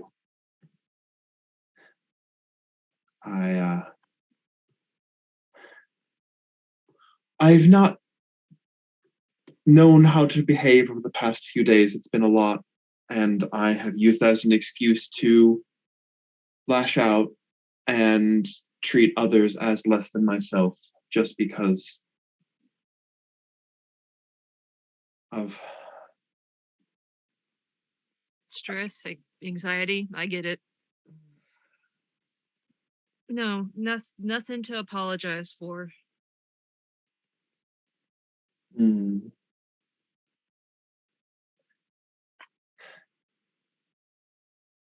Okay. Nothing to apologize for. We just need to figure out where we go from here. Well, I've left a horribly confused, brainwashed, gaslit child or vampire whose sire was just slain in a hotel room across that lake. And she no longer has a way to contact me, I say, pulling out my cell phone that is likewise still dripping water. And given the odds of us actually finding where they've taken that mirror, perhaps we can just head back that way. Well, at least it's dry land and a phone and not by a lake.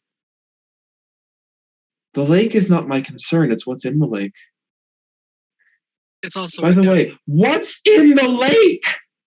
it's also worth noting that the last time Mercy saw Kellerman, he was alive.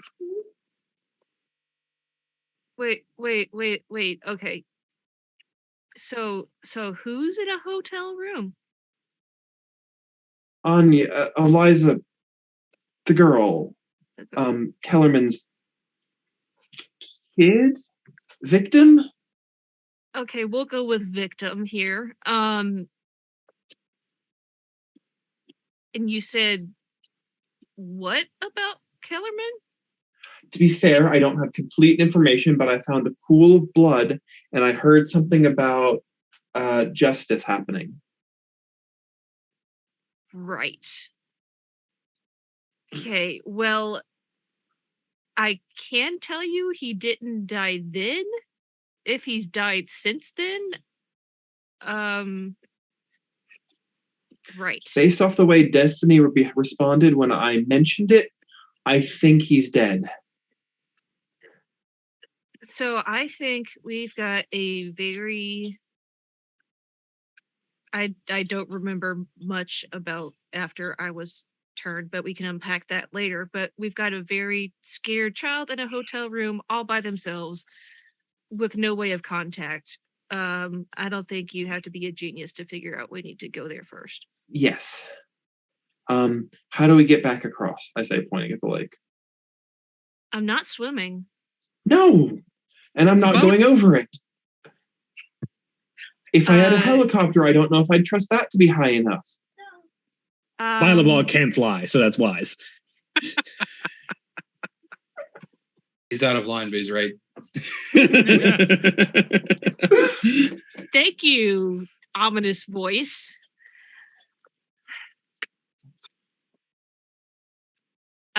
Well, we can't You could go hire an over it. Uber. We can't go through it. You want to go around it?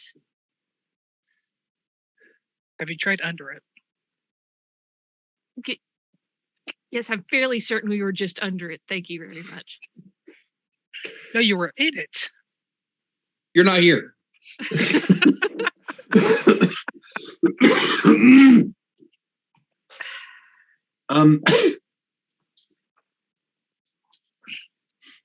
Your car's on the other side. My scooter's on the Yes. other side. How long?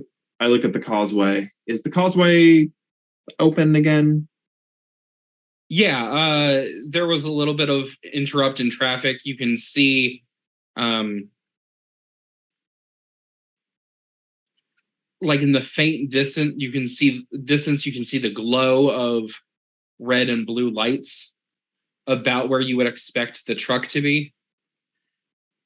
But the causeway itself is clear. The causeway itself has not been interrupted. So traffic is still moving on the causeway. Yes. Okay. It has not come I was back. about to recommend calling an Uber. That's not going to work. Is there a bus station at the edge of the causeway? That's a very good question. That's a very good question. Bus stops in by Lake Pontchartrain.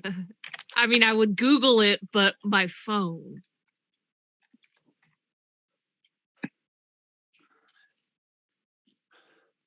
I can only imagine there is one. And usually there are signs. At the very least, it's not here.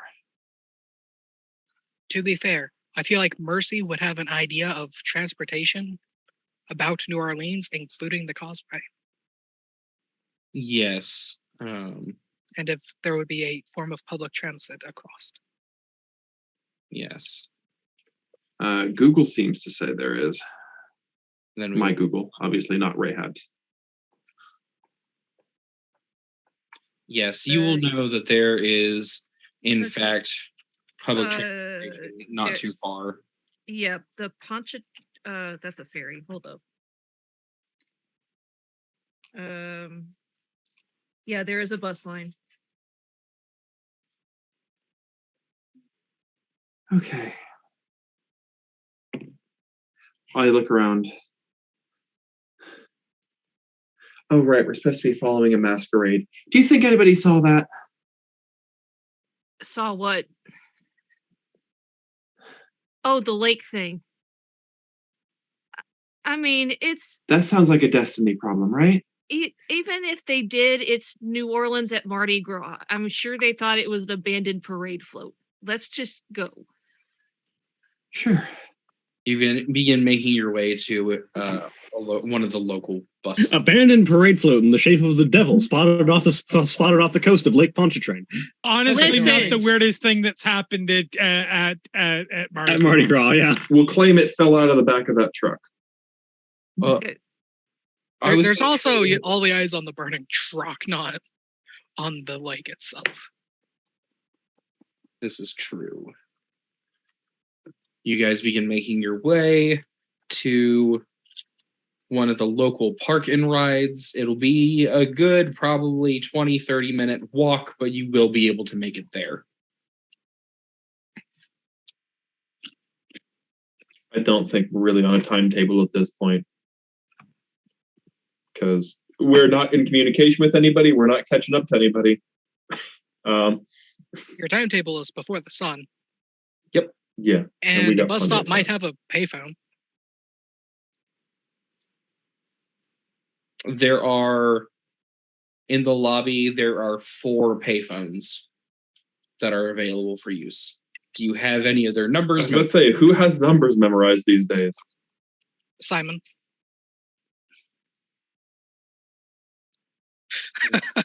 Yeah. Wait, does oh,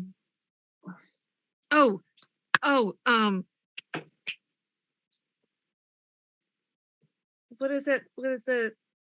It's been so long since I've used a fucking payphone. Like Oh, directory, does like 411 or directory assistant still like, would that still be a thing?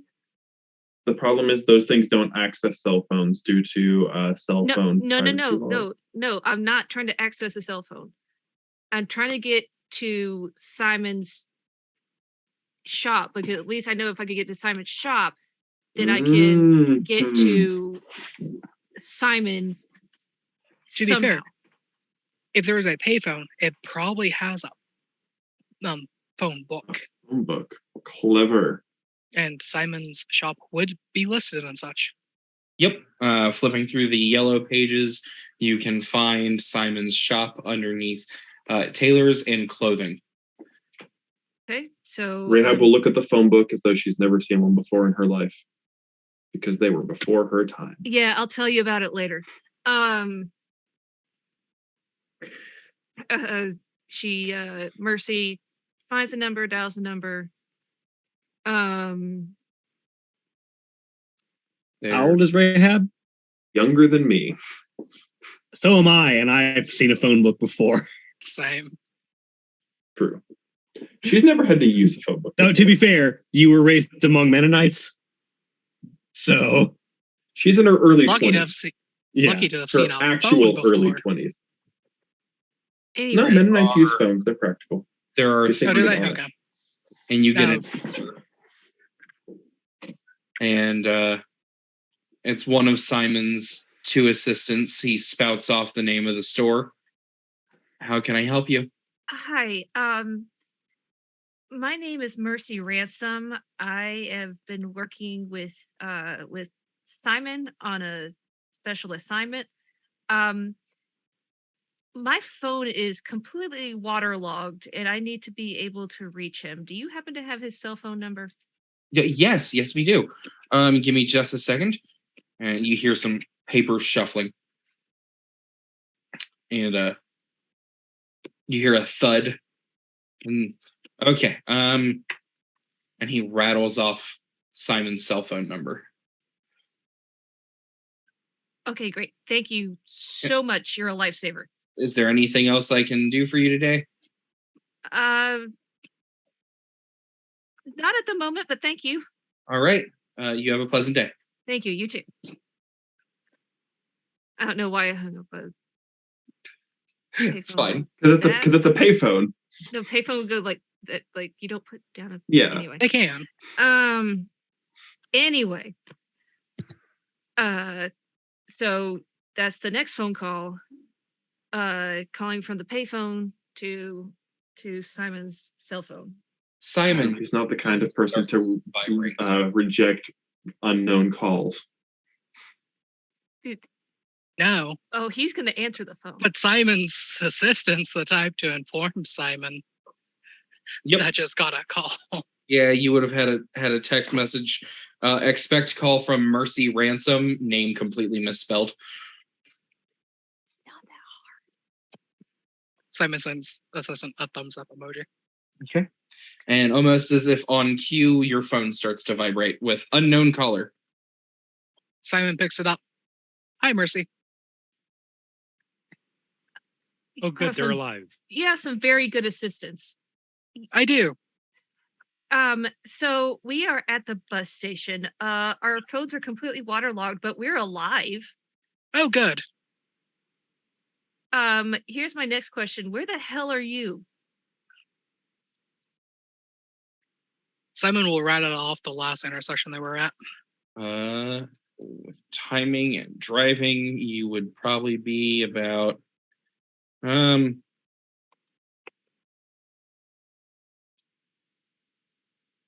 you're just hitting into the Bayou on the eastern side of town en route Western side? eastern. Eastern? No. Yeah, the Eastern side was- quicker way to Cat's house was around the eastern Oh, around the east side? Yeah, okay. Yeah. They would be just on the edge of the Bayou on I-10. Cat speaks, assuming can hear half of this. Do they want to know where we are or where we're going? Probably the latter. She asked where we were. We're, and Mercy can. I'm just gonna assume Mercy can hear. Yeah. Actually, both would be nice.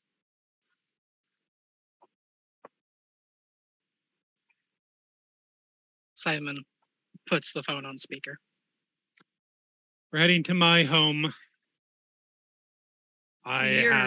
Yes. Your home. Yes.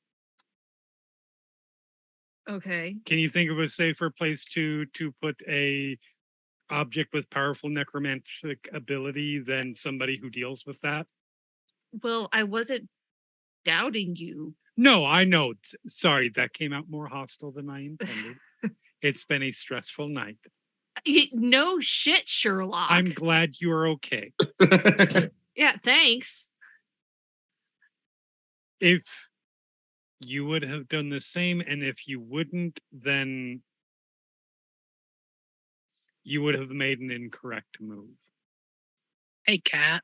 Wonderful to know your faith in me, but I've got the information I need, so we will get to you just as soon as we can. We have Kellerman's child that we gotta take care of, and we'll be right over. Fair enough.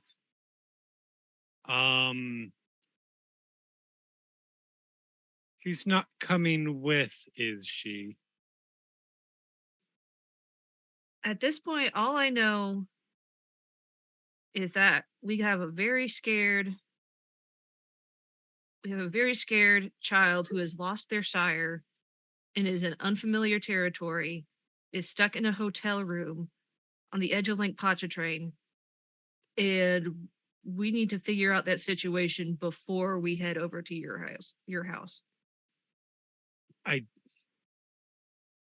I understand how heartless this is going to sound. Oh, here we go. No, Nope. why is it that important that it needs to happen this instant? I am sympathetic towards this girl. But we are talking about literally the lives of not only every vampire in this city, but potentially every vampire, human, leprechaun, cat, animal, Not the leprechauns. regardless, Okay. in the southeastern United States as a start. Point taken. Okay, here's what we'll do. We'll figure out a plan. But now that we actually have Rahab on board instead of wandering around Yes. by herself, we can divide and conquer. I can figure this out. Okay. It is important. Inform the child of as little as you can. She is a Malkavian. And it's a security risk. Now, I'm more concerned with. I don't think she's very concerned with what we're actually doing, as far as she's concerned about surviving. No, But Simon is talking about the Madness Network that we recently became aware of. Oh, that. Yeah. Yeah, she could leak information. I'm not gonna. Well, I got this. I can You've figure got this this out. covered, Mercy. I can figure this out. You absolutely can. Okay. All right. Be in touch shortly. Okay.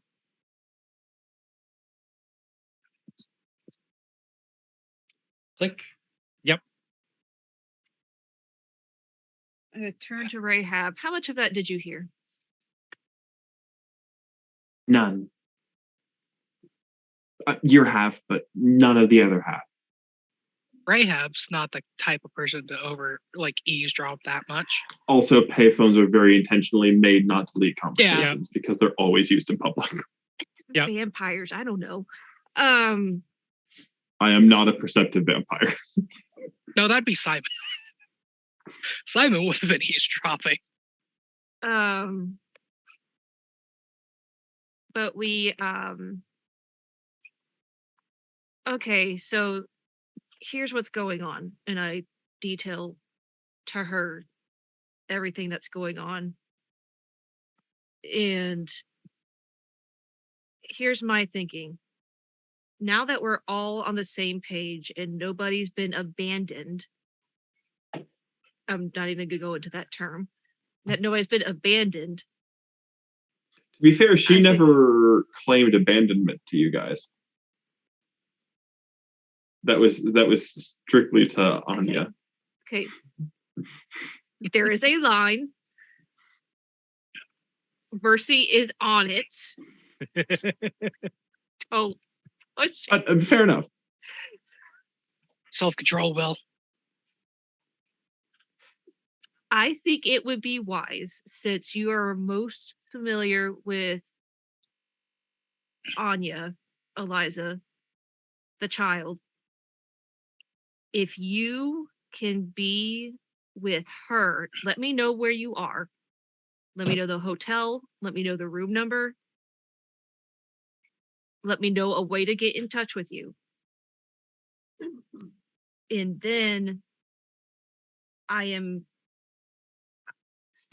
you guys can stay put there where it's safe. And I can make my way to Kat's house and the portal to the underworld. I want to make it very clear that we're not trying to leave anybody out.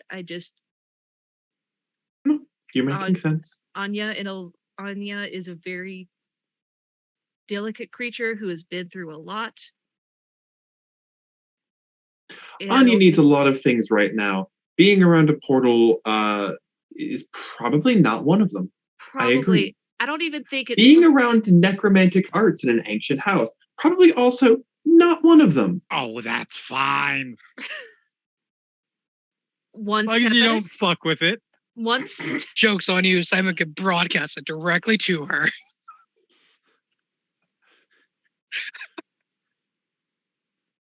Sorry. One step at a time. Okay, Wait, so is let's broadcasting it one of those steps? Sorry, I'm done. No, you're not. That's a bold-faced lie. No, I am done. I am done making side comments in this conversation. The thought that came to mind is we destroy the mirror, and Simon's just broadcasting his visual of it the entire time, just to troll the savant. Anyway, so I will escort you back to the hotel. Give me the contact information to the room. I will make my way to Kat's place, and we will keep you informed. We will keep you informed. We will keep you informed. I promise you will not be left out of the loop.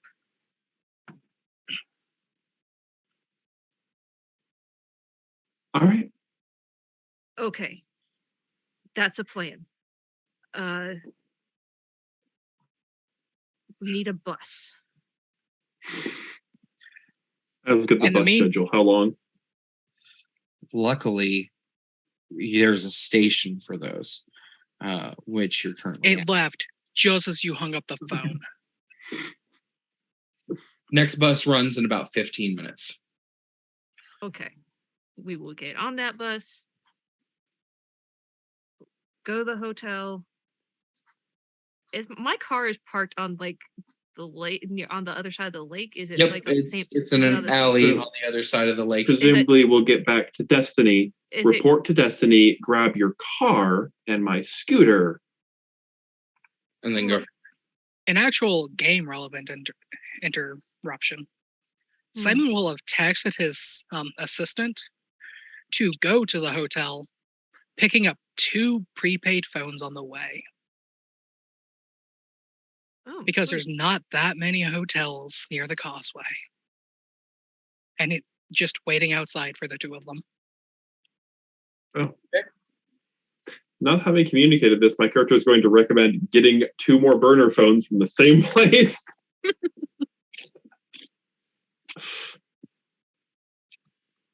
At least Right. until your other ones dry out. Yeah. Now you have 4 burner phones. Look, the line of business we're in might not be a bad place. Not wrong. Travel happens. Our group carrying the mirror arrives first. Not long after, about 10 minutes afterwards, Mercy and Rahab are making their way off of the bus to Mercy's vehicle and Rahab's scooter. But weren't we going to stop by Destiny's little office first? Is Destiny even still over there? So it wasn't necessarily an office. He was just working off of a truck. So Is the truck still there?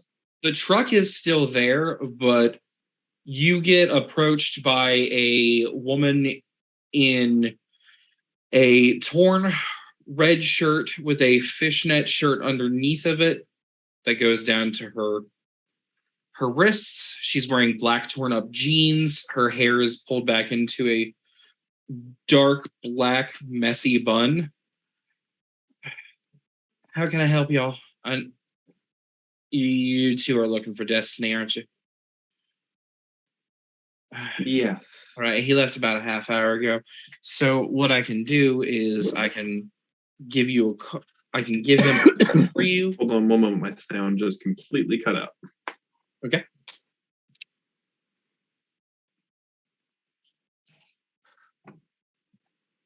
Technical difficulties are fun. But it's not my fault this time. So that's what. There we go. I'm here again. Okay. So she says, what I can do for the 2 of you is I can call him or I can send a message up the ladder, whatever you want. We met the Methuselah. Tell him this. We met the Methuselah and we're alive. Signed, Mercy and Rahab. She pulls out her phone and fires off a text message. Mercy. Oh, listen, I may not give it a lot, but I do know how to spell Mercy. You'd be surprised. No, I wouldn't. People are idiots.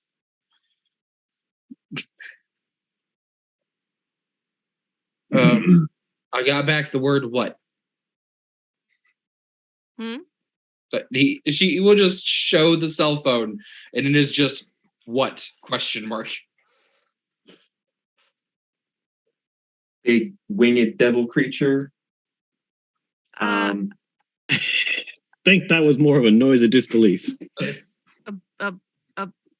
It can swim. A billabog? Bilabog, the thing he was Bilabog. talking about. Yeah, Bilabog. Okay. Bilabog. Just tell him Bilabog doesn't like crosses. Billy Bog Thornton. Oh my God. No. I found the name of my next Gangrel character. Oh my. Bilabog Thornton. Fucking amazing. Yes. Oh. What's real bad is I'm working on a World of Darkness setting that needs some NPCs. Toad's beyond help with that. So she fires off a few more text messages. All right, I'll let him know. Is there anything else I can do for the two of you? Or you seem like you might be looking to get out. Give them burner phones too. Our modes of transportation are just up the way, so we'll be all right from here. But I appreciate it. All right. I can also send a message. I will let Destiny know to talk to Simone and inform her that the Methuselah seems to be in Lake Pontchartrain. Yeah, you can Could also you tell him to get write another boat. down Destiny's phone number so that we can put it into whatever devices of communication we obtain in the near future? Oh, yeah, I can do that. She takes out a couple of scraps of paper, like old receipts, out of her wallet and writes down the number, rips it in two, hands it to the two of you. 8675309. 555-555. This is not a real phone number.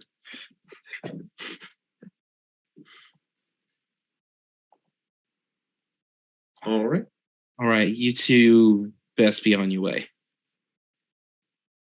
Yeah, we best. Go on. All right. Before Hop on. someone gets to the hotel, Simon's assistant would also have been instructed to offer to take anyone to the shop. Okay. So, are both of you going to the hotel, or is it just Rahab? I'm gonna walk Rahab to the hotel. Okay. Or drive. Well, I thought we were getting in our. Well, you know what I I've mean. got a scooter. I could travel with you to the hotel. Okay. I'll travel to the Walmart next to the hotel, grab a couple burner phones. Yep. I don't know there's one waiting for me because I don't have a phone to communicate with. Anyway, so gotta get the burner phones. I could travel with you to the hotel, get your contact info, get the room number, and then leave you and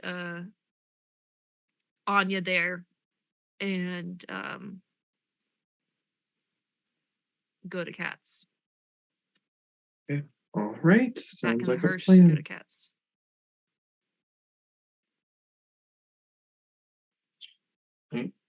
You are met outside of the Marriott by Simon's assistant and each given a burner phone. Do we know who he is? Have we seen him before? He's wearing an embroidered shirt. Yeah, he actually is wearing a very nice suit, but he has a golden name tag. Also, is this the ghoul one? In which Yeah. case, it would be the one that you had seen when he went to go talk to the prince. Yes, that is correct. Okay. So upon sight, you're like, wait, oh, that one. Oh, this guy. You will hand each of you a prepackaged burner phone. Simon told me that your phones might be out of commission, so Appreciate that. Thank you. of course. Anything else I can do for you guys? I'm just dropping off. Okay. And I'm headed my separate ways. Simon said if either you wanted, the shop is available to you. Appreciate that. Thank you. They'll just sort of stand around awkwardly, basically count to 10, and then, all right, and get in his car and drive off.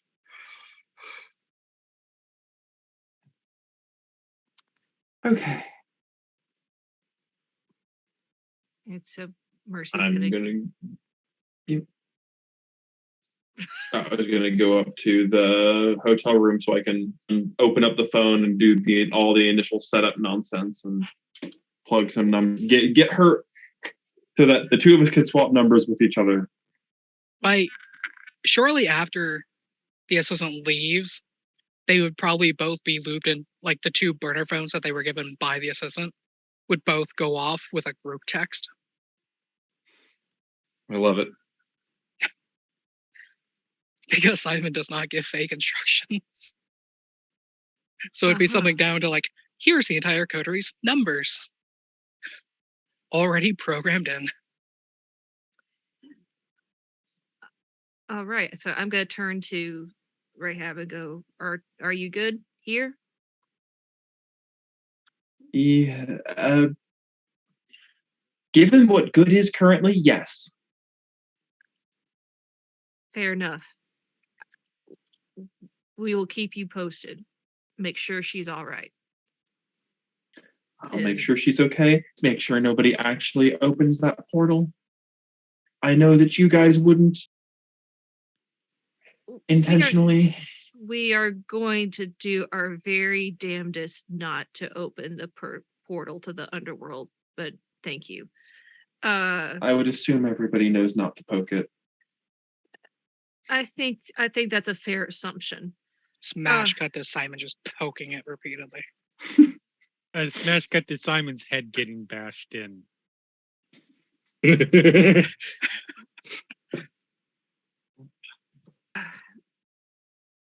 Fantastic. Now, if you don't mind, I need to make my grand re-entrance. Rahab, so I will see you. Well, at least talk to you shortly. Hopefully, if Okay. portal to hell doesn't consume us all. All right. Have a good night. So Rahab, you go Can't up get any worse. to the room, Don't say that. unlocking your hotel room. The TV, it's fairly quiet in the hallway, but the moment you open the door, you are accosted by the TV at volume 100, just as loud as humanly possible, blaring the previews channel that has already sort of that intermittent random volume to each and every video that pops up. And Anya is just sitting with her legs crossed on her bed, staring. And she just slowly turns and makes eye contact when you enter the room.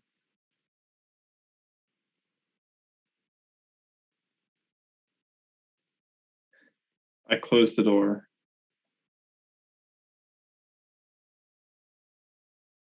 Are you okay? Slow nod. Am I still dripping water? At this point, only when you come into contact with things. Like if there's any pressure, you will leak, but otherwise it's clinging pretty well. Okay. You're currently a sponge. Yeah. You get for wearing pure wool. Also, pure wool. Hair dryer is a bad idea. Yes. All that has to hang out to dry.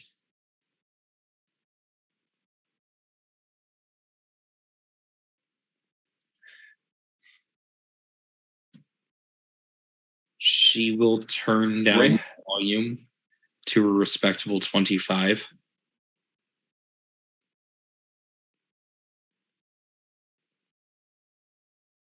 That might make things easier. Trying to drown out the world? Yes. Were you successful? I think so.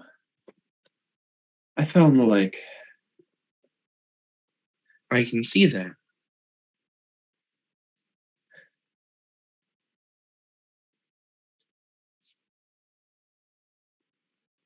What do they charge for damage to the sheets?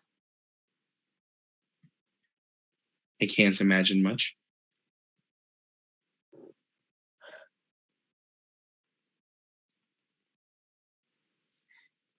Rab is looking at the sheets and wondering how bad of an idea it would be to try to sew something out of them.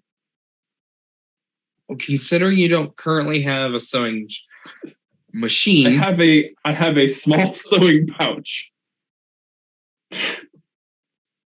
I mean, you could probably throw together a robe or a dress out of one or two of the sheets. It'd very obviously be a blanket that's been sewn into the shape of a dress, but Yes. like I'm thinking like full duvet, like big and puffy kind of blanket too.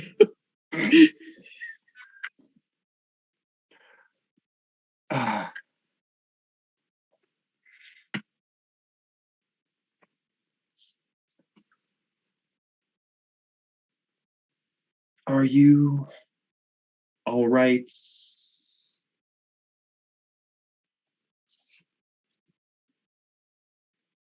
Do you know if you're all right? All right has many relative connotations. Yes, it does. I don't currently feel like anything is wrong, if that makes sense. It helps. I still feel out of place without Jonathan here. I've not slept a day without him since turning.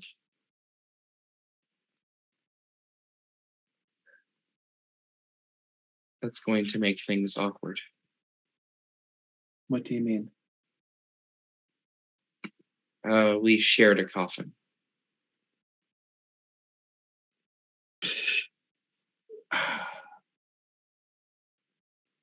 That's not horrifying.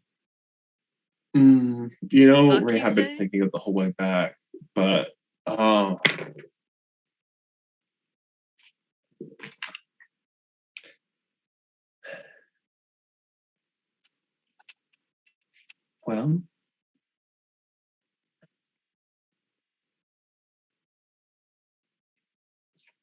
you will learn to be okay. I'm not going to you and say things will be better right away, but we'll work on it.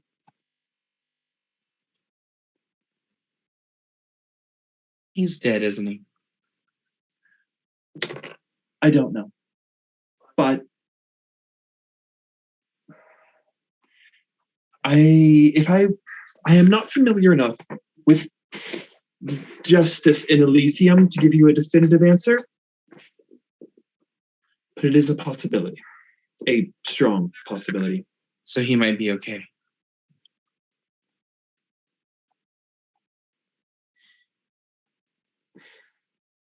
It's possible. He's an influential vampire. I don't know how much his influence will be able to help, but he might be able to do something. However, in either case, he is going to be tied up in Elysium for a while. And so, at least for the next few days, you're going to have to learn to be without him.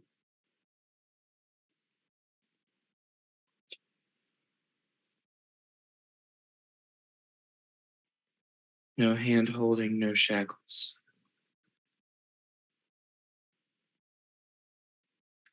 Correct.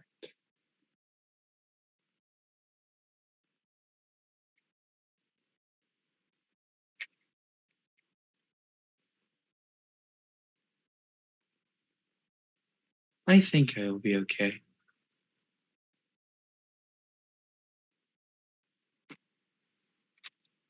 Besides, Where do you... you said he'll be fine. I don't know if he'll be fine.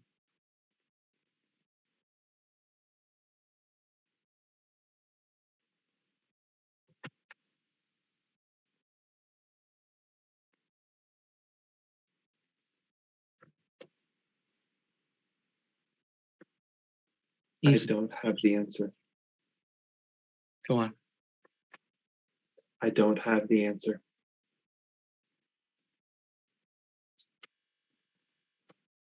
Sometimes things are uncertain, and we don't get to know. We will find out in time. We will. In the meantime, Would you like to stay with me? Or would you rather stay on your own? I can't do alone. All right. Not yet.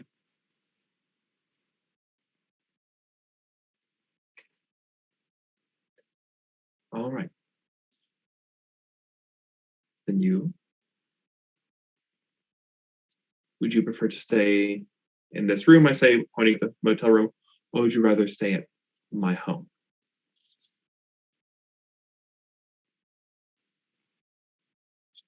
I've already been a bit of a burden. It is not a burden.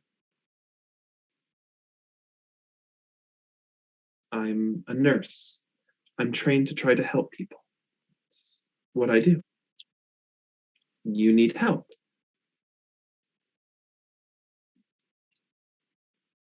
Help is for the weak. We are not weak.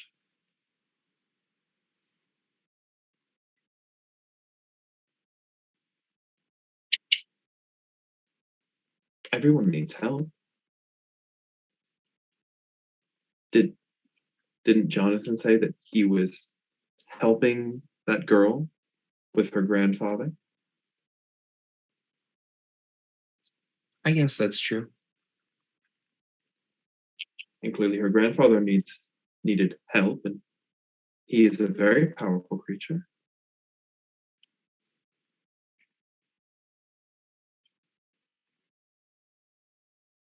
It's not weak to ask for help.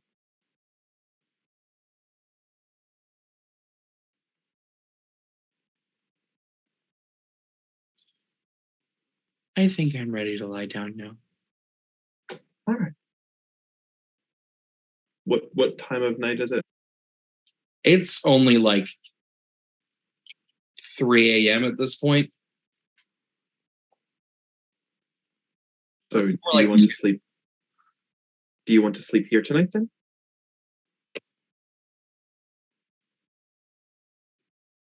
If it would not be too much of an intrusion, I believe I would prefer something of comfort to one of us. All right. We'll head back to my place. I'll see if I can get you a little more to drink.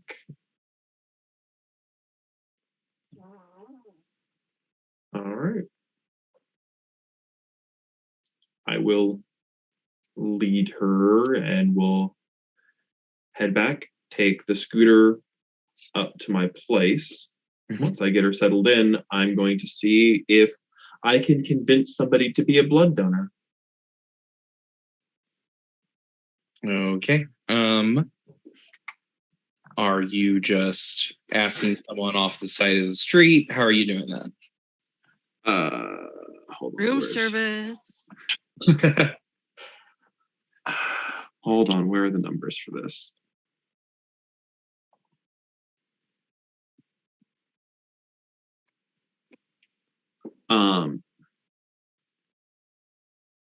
You'd be very convincing with those dots in presence. That's what I was gonna say. I would all be sufficient. Oh yeah. So I'm gonna see if I can find a group of people to awe and convince that they need to donate blood. If we drop off my house first, I always keep one blood donation kit on me, but I'm gonna grab several more because I don't know how many bags I'm gonna be able to get. I don't know how many she's gonna need to drink.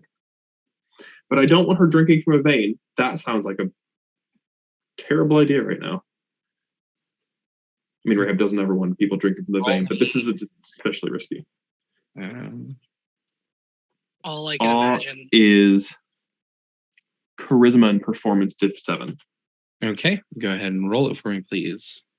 All I can imagine is like a butterfly needle into elbow, plastic medical tubing Straight into your mouth. Like a big old silly straw.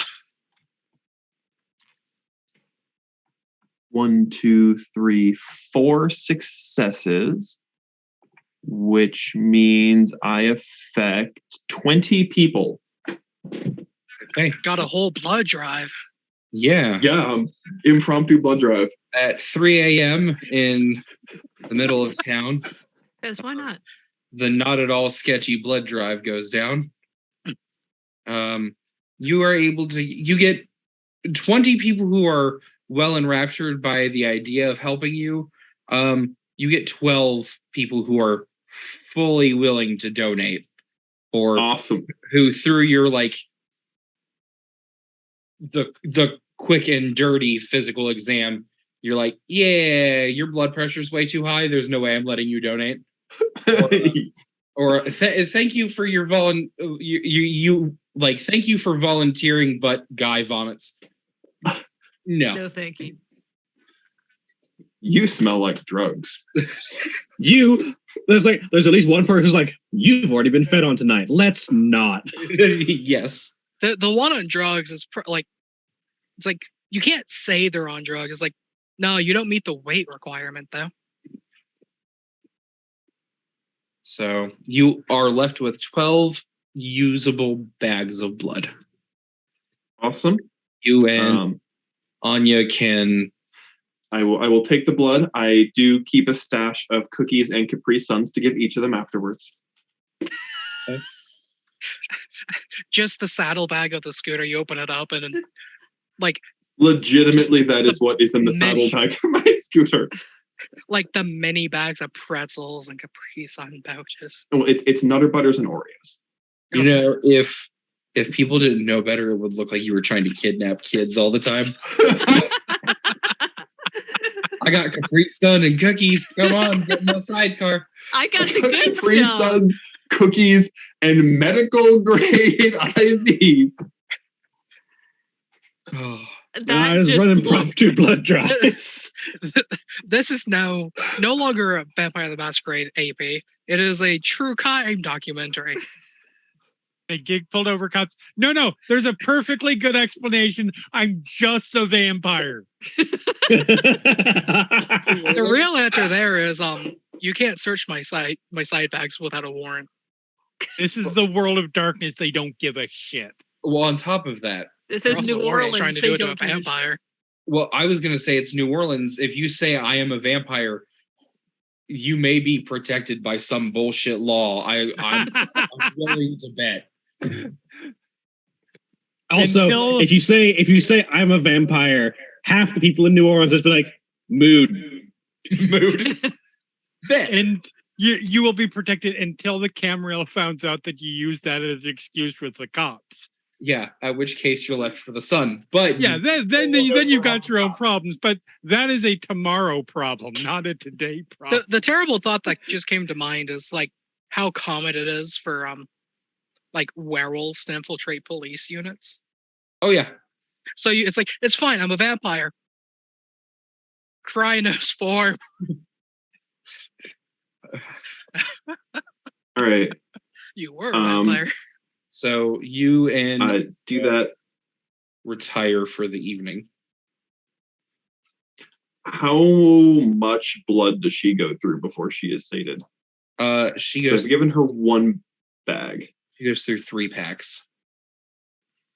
Oh, okay. Not terrible. I will also do a couple and then refrigerate the rest in my blood fridge that we also don't let the police search. Don't mind me, just gotta do a blood bag. Yes, I have a small freezer that is big enough to store body parts in. No, you can't look in it, police. Just think of it this way: Just put the word biohazard on the thing. It's the fine. hyper-religious person just used their sheer force of presence to convince 20 people to donate blood out of a sketchy side bag and put the extra in the fridge in their house. Well, yes. It's very easily proven right there. If Rahab wanted to, she could lead a cult. Yep. Switching 100%. our camera over to Kat's house, at which the U-Haul finally comes to a stop at and finally parked. Thank little something. Get out, go to the back, open it up. As Kat's getting out, Simon sidles over, takes apart the wire so it actually shuts off. You good? Says to, I assume, nothing and a mirror. Yeah, just emptiness in a mirror. The emptiness, then you realize that Guire was there the whole time. Yep. You good? Yep, just about. All right, let's bring this thing inside. Actually, no, wait. You have ghosts in there. You really want to bring that mirror in? Oh, that's not a concern. In fact, that might solve the problem if I was willing to do something that I'm not Simon willing walks to do. to the back, looking up, like scanning the entire area. Simon, I need you to stand guard over this mirror for about 5 minutes. All right. Can you come with me and check out the house? I did recently have a very blunt conversation with my aunt and threaten the life of the Assamite that works for her. Right.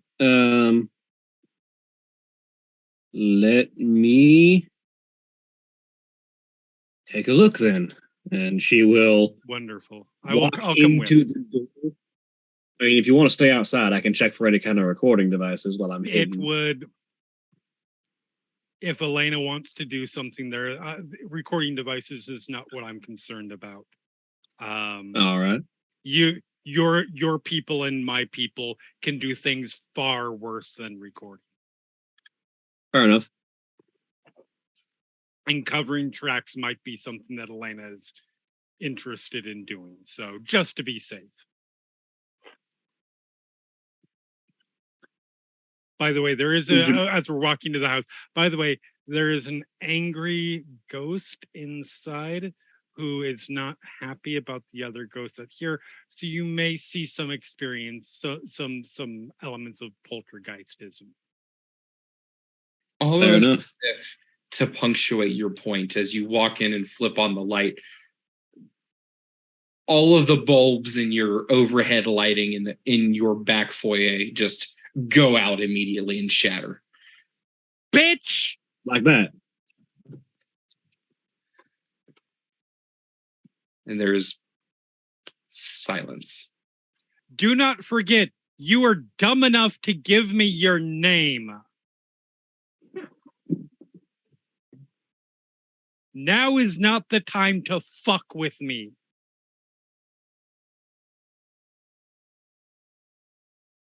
Turn on the phone flashlight. Okay. After you. Fair enough. The entire time the Guire is around, she's just listening for any signs of activity. Though she knows if there is an Assamite here, she won't hear anything. She'll have to rely on reaction time. That's the key. You hear for your footprints or your feet on the ground and shit. There is no. If there's an Assamite, you won't hear anything. Exactly. There's a reason why Catriona chose a place with all hardwood floors. Mm-hmm. If she can't hear her footprints, it's time to run out of the house. Fair. No, that's actually pretty brilliant. So doing room by room sweep. Yep. The only thing you find is there have been a few pictures that have been knocked off the wall. The TV in your room is set to channel 66 with the volume at 66 as well. So there's just roaring static. I hate petty. You got 4 6s. That's the dumbest organ. You're supposed to set it at volume 6. Then you can't hear or channel 6 at volume 66. Channel 6 probably brings up an actual thing. Like, I understand she was working with what she had. It's... I really hate petty spirits. They're worse than petty vampires. Off the TV, it goes off itself. Yank the cord from the wall. Did I just shame a ghost into taking back its haunting?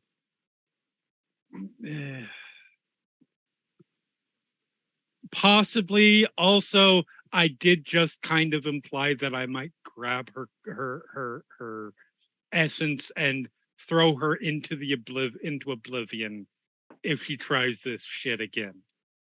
So that's usually a pretty good detriment. I think we're all going with the shaming instead. So the rest of the That's house fair. is uneventful. Okay. All right. By the time you finish your You- sweep, Mercy is pulling up. Okay.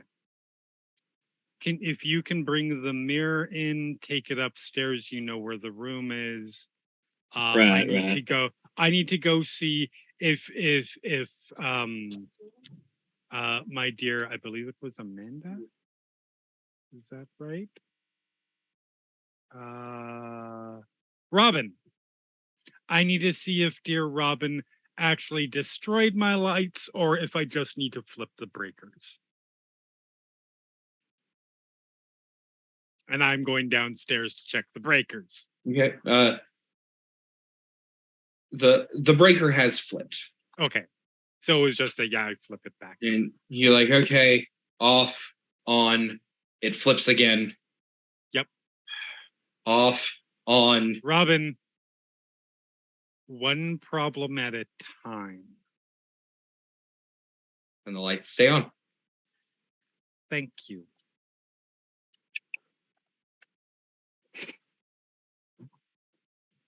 Yep. Head upstairs. Green slime. So going back upstairs, Mercy has joined you as you watch Guire moving this ancient artifact of untold age up to your attic. After Guire gets it out from the back vehicle, Simon moves the U-Haul truck around the corner. Okay. What's the time frame on when I needed to report back to Sybil? Tomorrow. Tomorrow? Yes. Tomorrow evening. Around, I think it was around 11. Yeah. Thereabouts. And so, as Guire's bringing the mirror in, well, tomorrow night I get to report to Sybil about how some fucking Shamir lit the truck that was carrying the important shit on fire, and I only managed to save the driver. Delightful. We can So get that'll be this a up- fun conversation. Yes. I imagine they'll be stepping up their aggression when she hears about it. As long as you don't tell her where this thing is. How would I know? Exactly. Don't worry, it probably won't be here long anyways. I have plans. As far as I know, some fucking Shamir ran off with it. Absolutely.